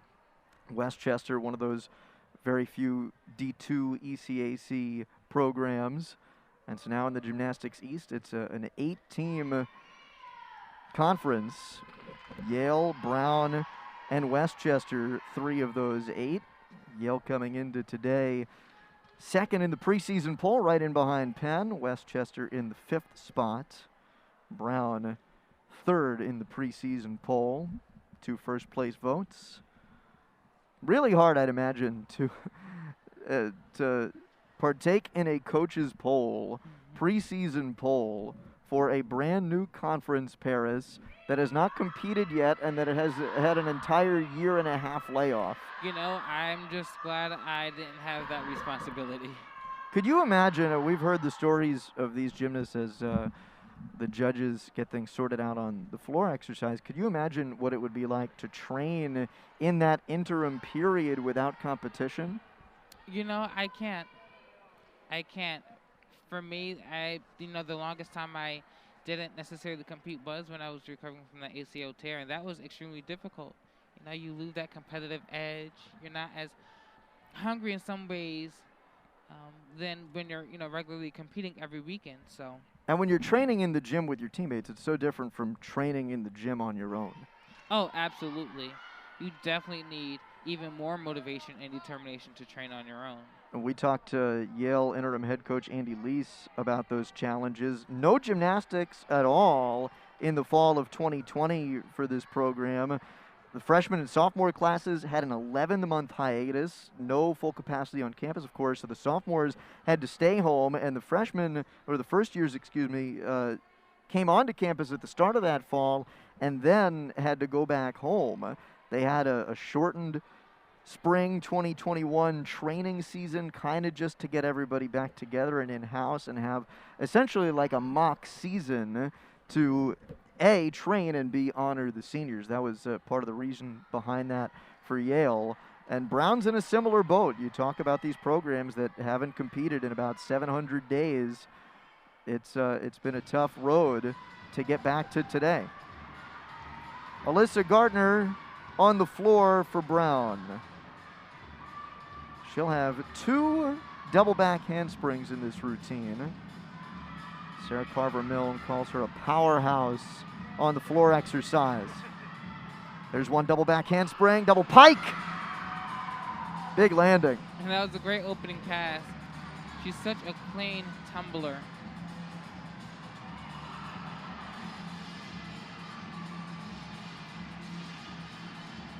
Great jump series.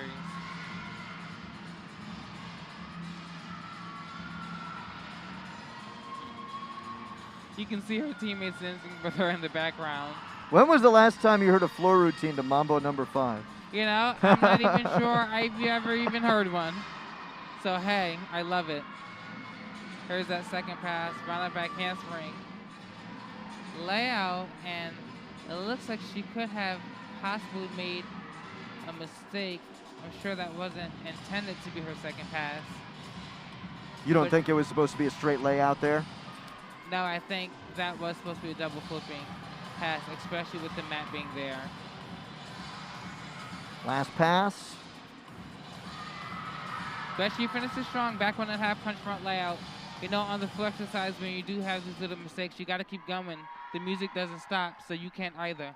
You got to keep going. You got to push strong like she did, and she did finish well. That's a good recovery by Alyssa Gardner, finishing on that last pass. She'll get a deduction probably on that second pass for only doing the layout and not the double lay. Yeah, unfortunately, she won't get the full points that she was supposed to because she did have to last minute make that little adjustment. So that wraps up our third rotation. We'll head to the fourth rotation next from New Haven. When we come back, it'll be Brown on the vault, LIU on the bars, Westchester on the beam, Yale on the floor.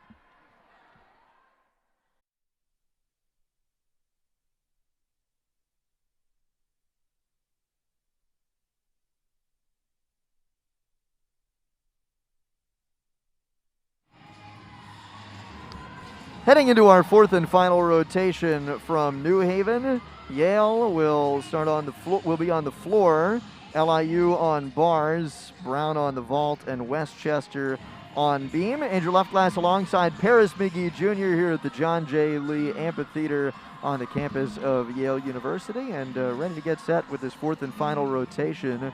We will get you an updated score as soon as we get it. Just waiting on the sheet at the end of the third rotation. There were some judging questions and a couple judging conferences on the floor exercise for Brown that kind of delayed that third rotation. So presumably that is what's delaying the score reporting as well, but we'll get you an updated score as we get it. Take a look at these four teams in their fourth and final events today. Yale on the floor, Paris. This is their biggest hole to fill coming into today. Not a single regular floor lineup gymnast returns from the 2020 team. So we'll see how they are able to adjust there with a bunch of newcomers in their lineup. As for Brown on the vault, they don't feel like they're as deep there as well, but when healthy, they'll be doing 5 twisting vaults. LIU will be on the bars coming into today, and they are missing a few due to health and safety protocol today. They feel like they have probably about 5 solid swingers in their lineup, and there was some question coming into today as to whether they would even compete 6. And then on the beam for Westchester, they feel pretty good. This is maybe their most confident lineup coming into today. All 10-0 start values coming into today. Caitlin Allen with a beautiful triple series we'll see. Kaya Johnson, you noted in the warm-ups, is gorgeous on this event.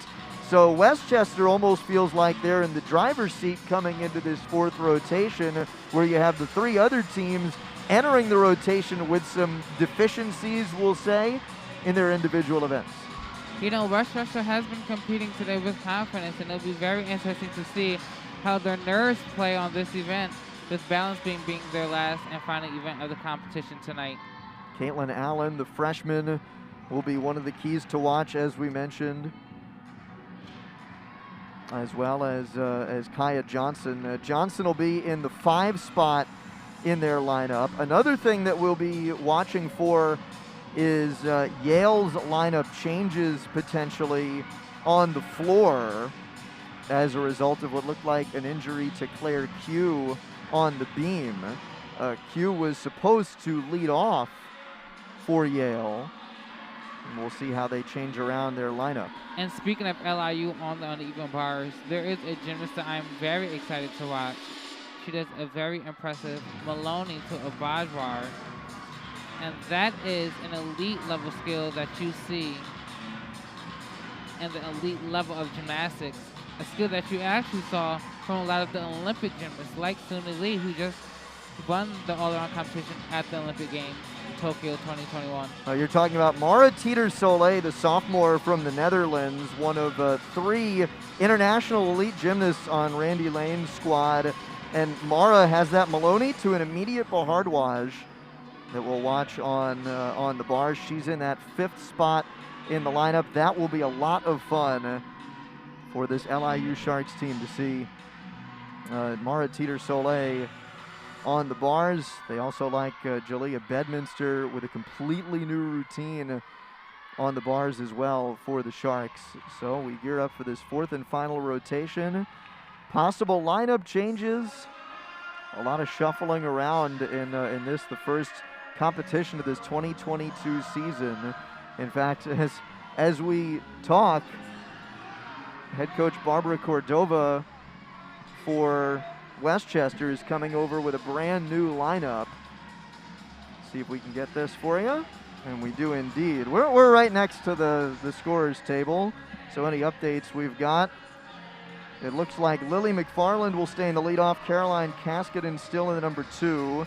And Jessica Meekum still in the 3. Rose Fanara has shifted down to the 5 spot from 4. And in her place, it's going to be Kylie Fred in the 4 spot, who was supposed to exhibition. So Fred shifts up to the 4 spot from exhibition. Sarah Carver-Mill maybe has a lineup change as well.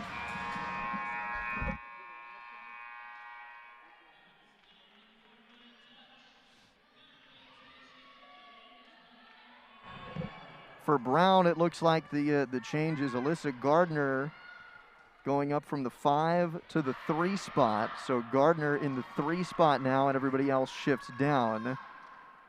So it'll be Leibhart, Kramer, Gardner, Zing, Poli, and then Costa.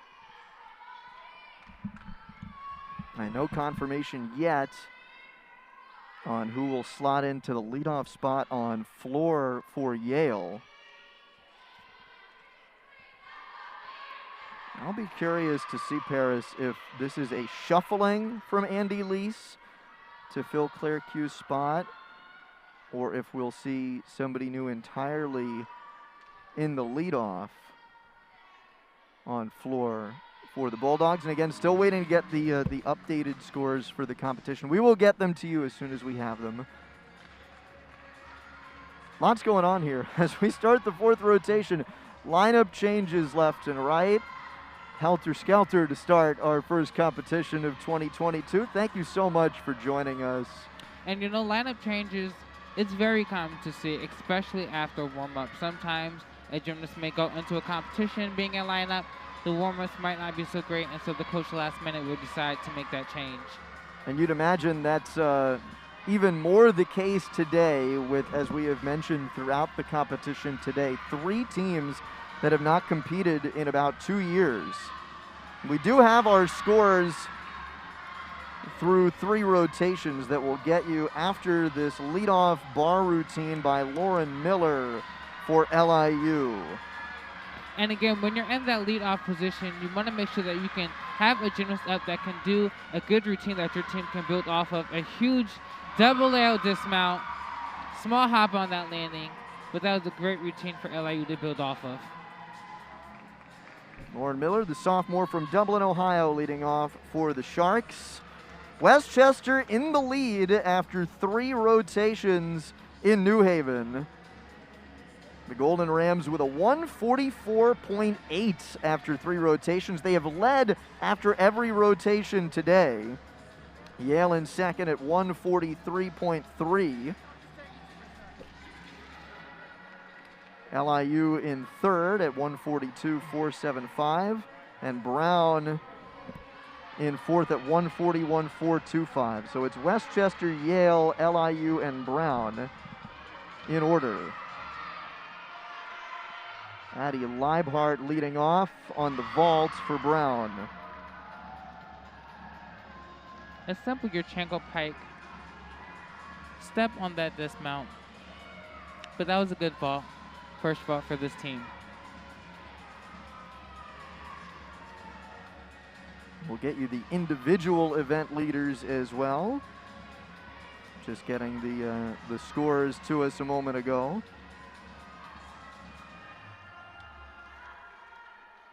Getting ready for the second spot on beam for Westchester. This is Caroline Kaskinen.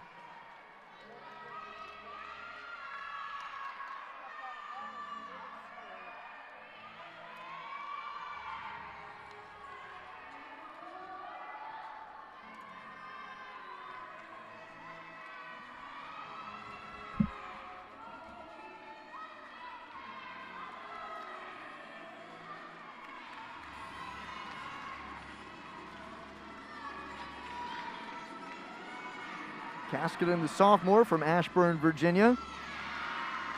And that was a great vault. Yurchenko layout, huge amplitude, step on that landing. But that was definitely an upgrade from the vault we just seen from Brown. That's from Lauren Kramer, her first competition in her Brown career for the sophomore from Downers Grove, Illinois.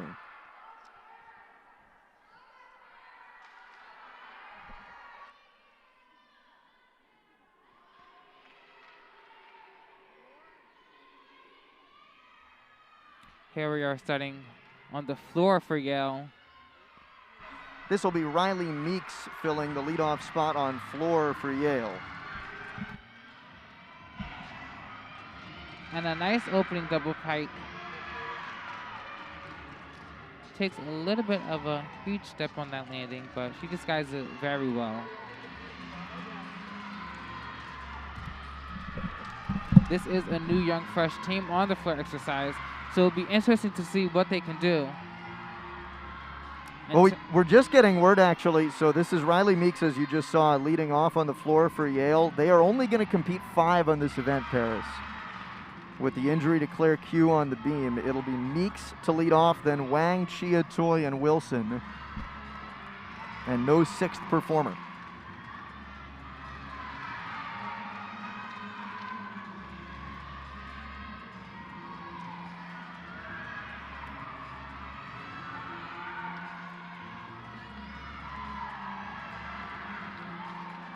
And so you have Yale on the floor exercise, and again, these teams are competing simultaneously, so you do have gyms competing at the same time on all 4 events. And over on vault for Brown, I just seen something I don't think I've ever saw in competition. A gymnast just ran down the runway and saluted, and unfortunately, I believe she will receive a 0 for her vault. That is not something that you see common at all.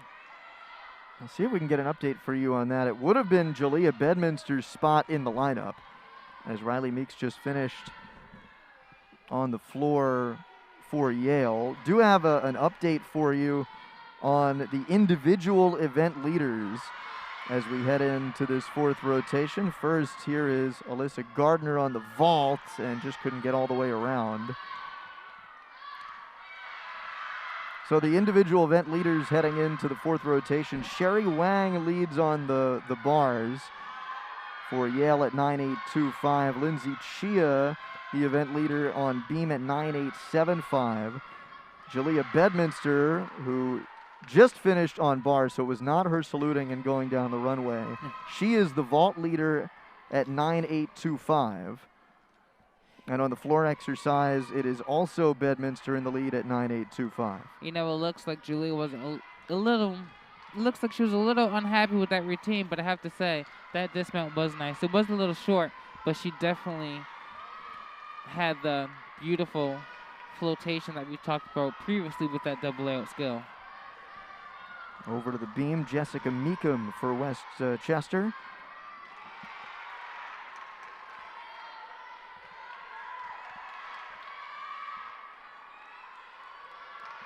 And Westchester has been competing very well all day today.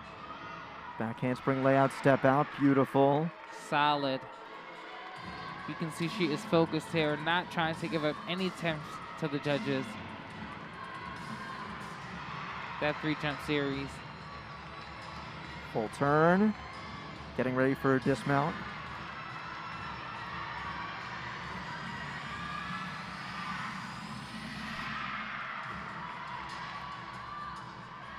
Round up, back 1.5. Almost stuck that dismount, but she does take a step forward. That was a great routine for Westchester, who looks to be finishing very strong in this competition today. Over the floor for Yale, this is Sherry Wang in the number 2 spot.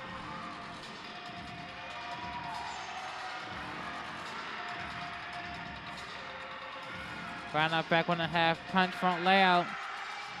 That's a popular pass in women's gymnastics. You'll see it quite often on the floor exercise. Sophomore from Austin, Texas, former NC State commit. She was going to go to NC State on a full scholarship before decommitting and going to Yale. Getting ready for the last pass. Coach Andrew has done a great job in getting this lineup on floor. Oh! Just couldn't finish the double tuck. No, and I'm glad she's able to get up and walk. She just looked a little bit winded. Sometimes that happens, you know, when you don't have enough energy. You're pushing hard to get every skill around, and sometimes that may happen. I wonder if she's winded from that fall as well. Morgan Ross coming over to make sure she's okay. And thankfully it looks like she is, as Ella Castellanos competes on bars. Big double lay and a very short step, but a nice dismount. Over to vault. And that was a beautiful Yurchenko full. Nice tight body in the air. Small step on that landing. But she gets great amplitude. That was Maylee Costa in the anchor spot on vault. 6 career event titles for Maylee Costa. She has been an ace in this vault lineup for Brown, competing that Yurchenko full, as Paris mentioned. Over to beam. This is a change in their lineup. We mentioned before it was Rose Fanara in this spot. Instead, Fanara will compete in the 5th spot. Kylie Fred now on beam. Couldn't keep her feet there.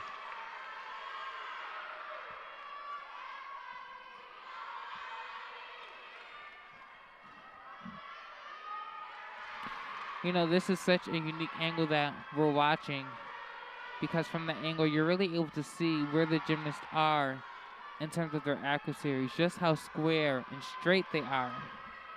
She'll get 2/10 bonus for this dismount coming up. An E skill, she'll do a punch front tuck.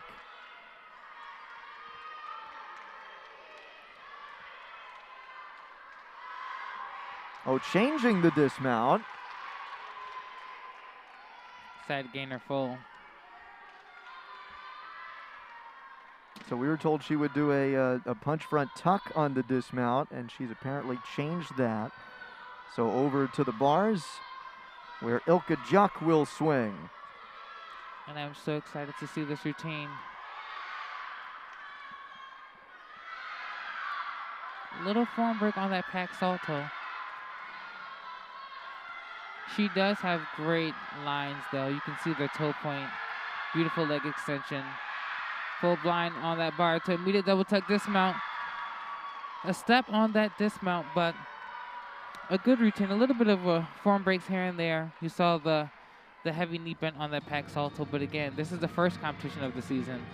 Head coach Randy Lane did say that bars is where they have their least depth today, but only because of health and safety protocols. When they're healthy, he thinks that'll be their most improved lineup of this year compared to last year, and you could see why with those skills from Juk, as Lindsay Chia gets finished with her first pass on floor for Yale. And Lindsay is so great to watch on this event.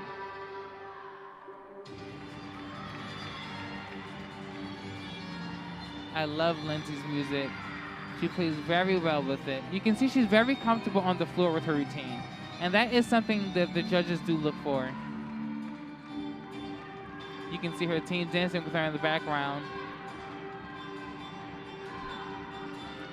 Product of Rose City Gymnastics out of Windsor, Ontario. You know, I must say, if I wasn't sitting here with you, Andrew, I think I'd be with her teammates dancing right with them. You can get up and dance. I won't stop you. Great second pass. She's so clean in the air. She's such a clean gymnast. No matter what event she's on, she has great technique, beautiful form. And I love the choreography. Beautiful dynamics.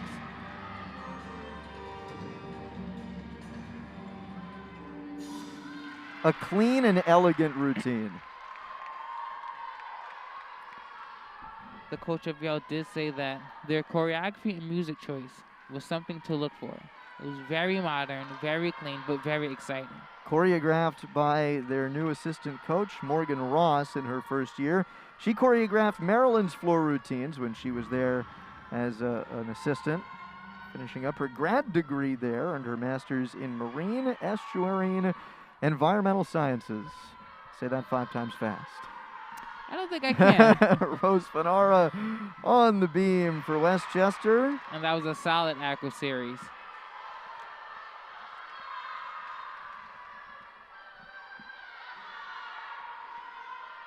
A little pause and hesitation in combining those 2 leap jumps combination.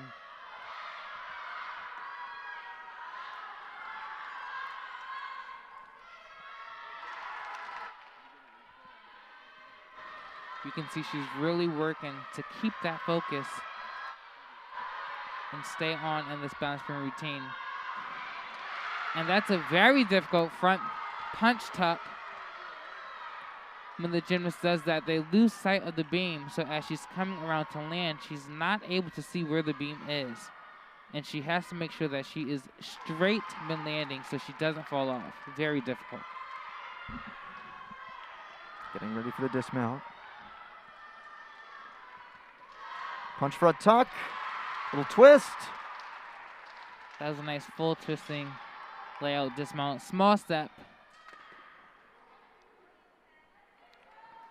Now over to bars for LIU, Mara Teeter-Soleil. And this is the gymnast that does that unique combination. She does a Maloney to a Bajwahart, however you pronounce it. Oh, Randy Lane, that was actually pretty cool that she had both of those in the routine. She goes Maloney, immediate Bahardwaj, and Randy Lane actually coached both Krista Maloney and Mohini Bahardwaj at UCLA. So a really fun start to Mara Teeter-Soleil's bar routine. A nod to a couple of Randy's former gymnasts. Kendall Toy on floor for Yale. Again, Yale competing just 5 out of 6 potential lineup spots. That doesn't have to hurt them. It just means they won't be able to drop a score. Yale coming into this rotation second behind Westchester. Nice second pass layout to punch front full. I love this dynamic music. You see the brace on Toy's left knee. Her first time on floor after an ACL tear. This was her first time on floor and beam in her college career because of that injury. And this is not an easy event to compete, especially coming back from an ACL tear, but she's competing and tumbling with so much confidence. No one would have ever known that she was even coming back from an ACL tear. And at the end there, that last pass, the front 1.5 to the split jump, showing off her ability to bounce off of the mat again, even coming off of that injury. Now to the final lineup spot on bars for Huge LIU. Pike Jaeger. This is Kira Sanchez. Nice pack salto to the lower bar.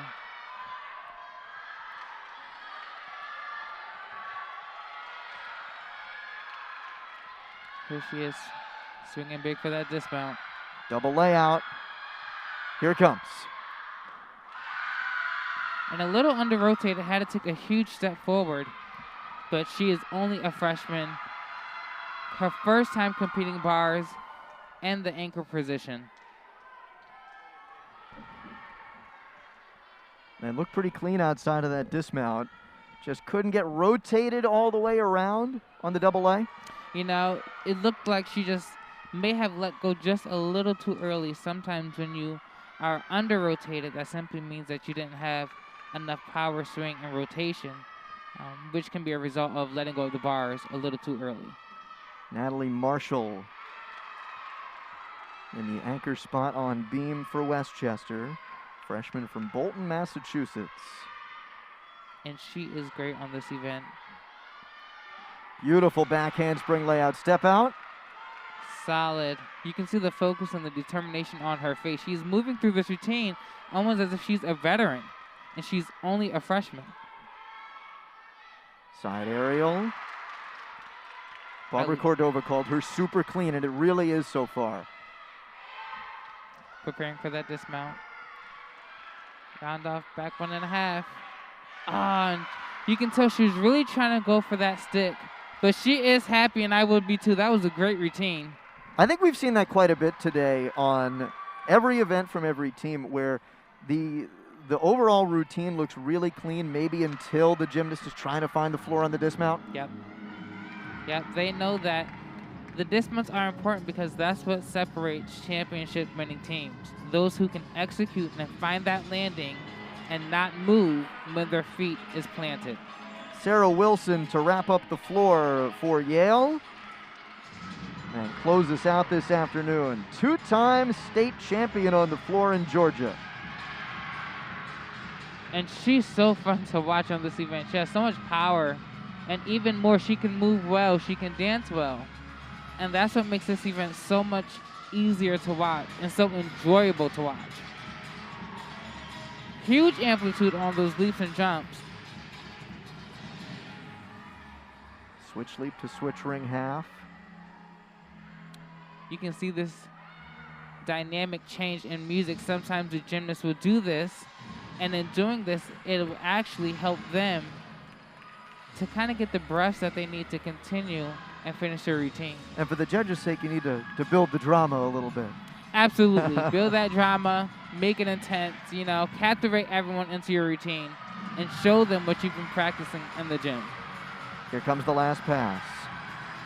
Round off, back handspring, double pike. Oh, she kind of takes a little fumble backwards, but hey, she lands on her feet, and that's what's most important. You know, I was watching that last pass, and I was wondering if she would actually land her back handspring on that mat, and it almost looks like she did, but she kept the focus.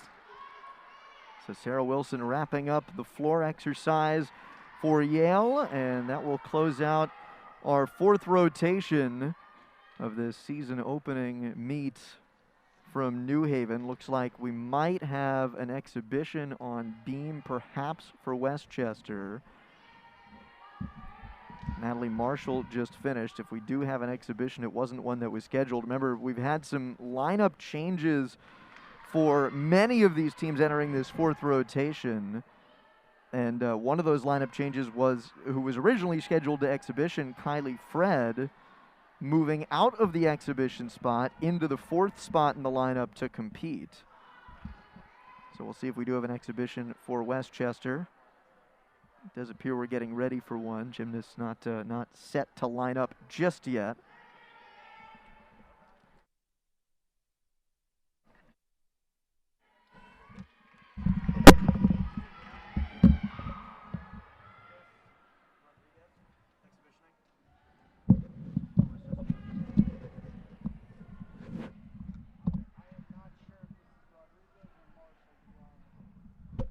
It looks like we are getting ready for an exhibition for Westchester. Believe this is Christina Rodriguez getting ready to go.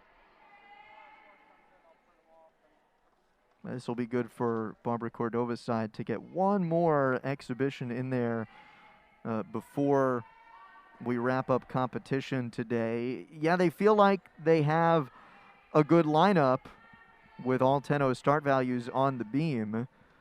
But couldn't hurt. First competition of the year. It's an exhibition, one more. An exhibition, somebody in Christina Rodriguez who they think, Paris, could be an all-arounder, and the only question as to whether or not she will compete in the all-around this year is this event, is the beam. So she may be auditioning almost to become an all-arounder for the Golden Rams with this exhibition. And if she puts up a good routine on this event, she definitely will be an all-arounder for Westchester. An all-arounder as a freshman. Nice combination.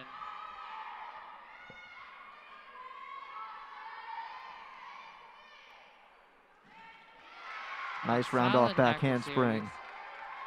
Now she does take a step back, and the judges will take note of that, but she does recover well. She disguises it well, which is most important.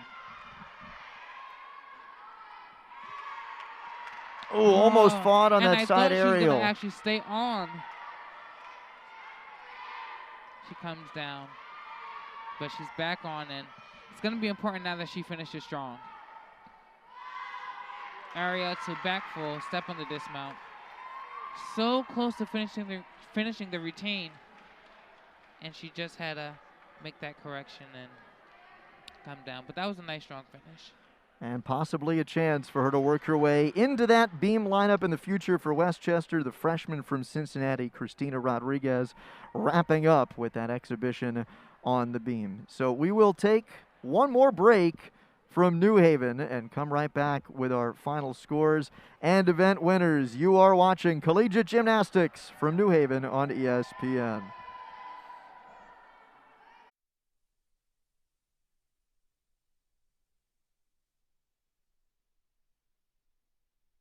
The John Lee Amphitheater, Andrew Luftglass alongside Paris McGee Jr. as we wrap up the first competition of this 2022 women's gymnastics competition. And we have our victor for the first quad meet of the season. Westchester victorious in the quad meet, a final score of 192-325. LIU places second at 198.25. Yale in third at 190.8. And Brown in fourth at 188.55. Those are the unofficial final scores, barring any changes, but that's what we have at the moment.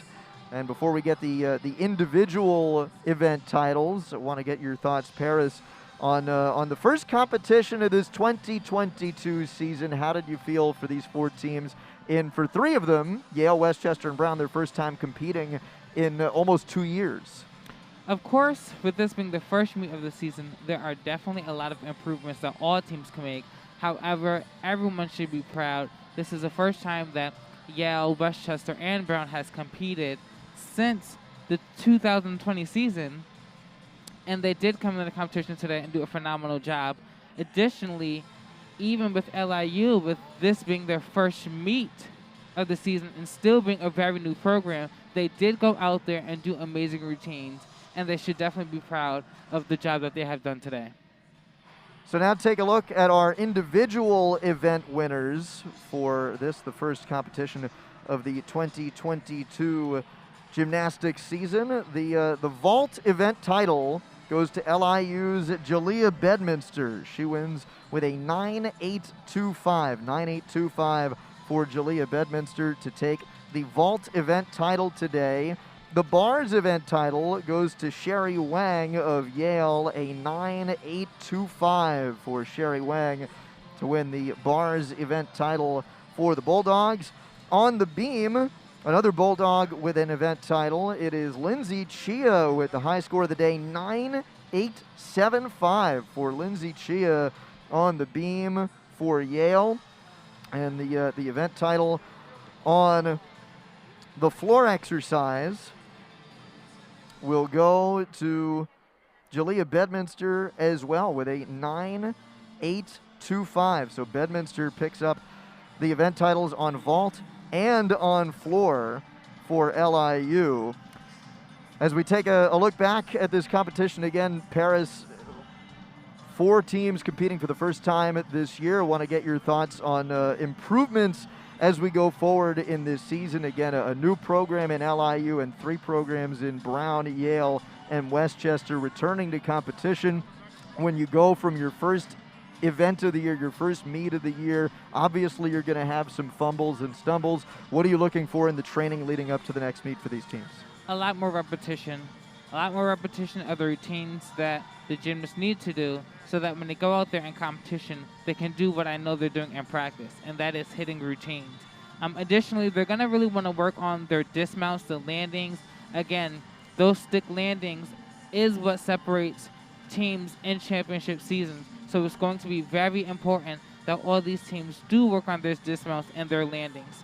Other than that, these teams look good, and I'm sure that they're going to make their corrections that they need in order to have a successful season. So that will wrap it up from New Haven, Connecticut. For Paris McGee Jr., I'm Andrew Luftglass saying so long as Westchester takes the quad meet at Yale.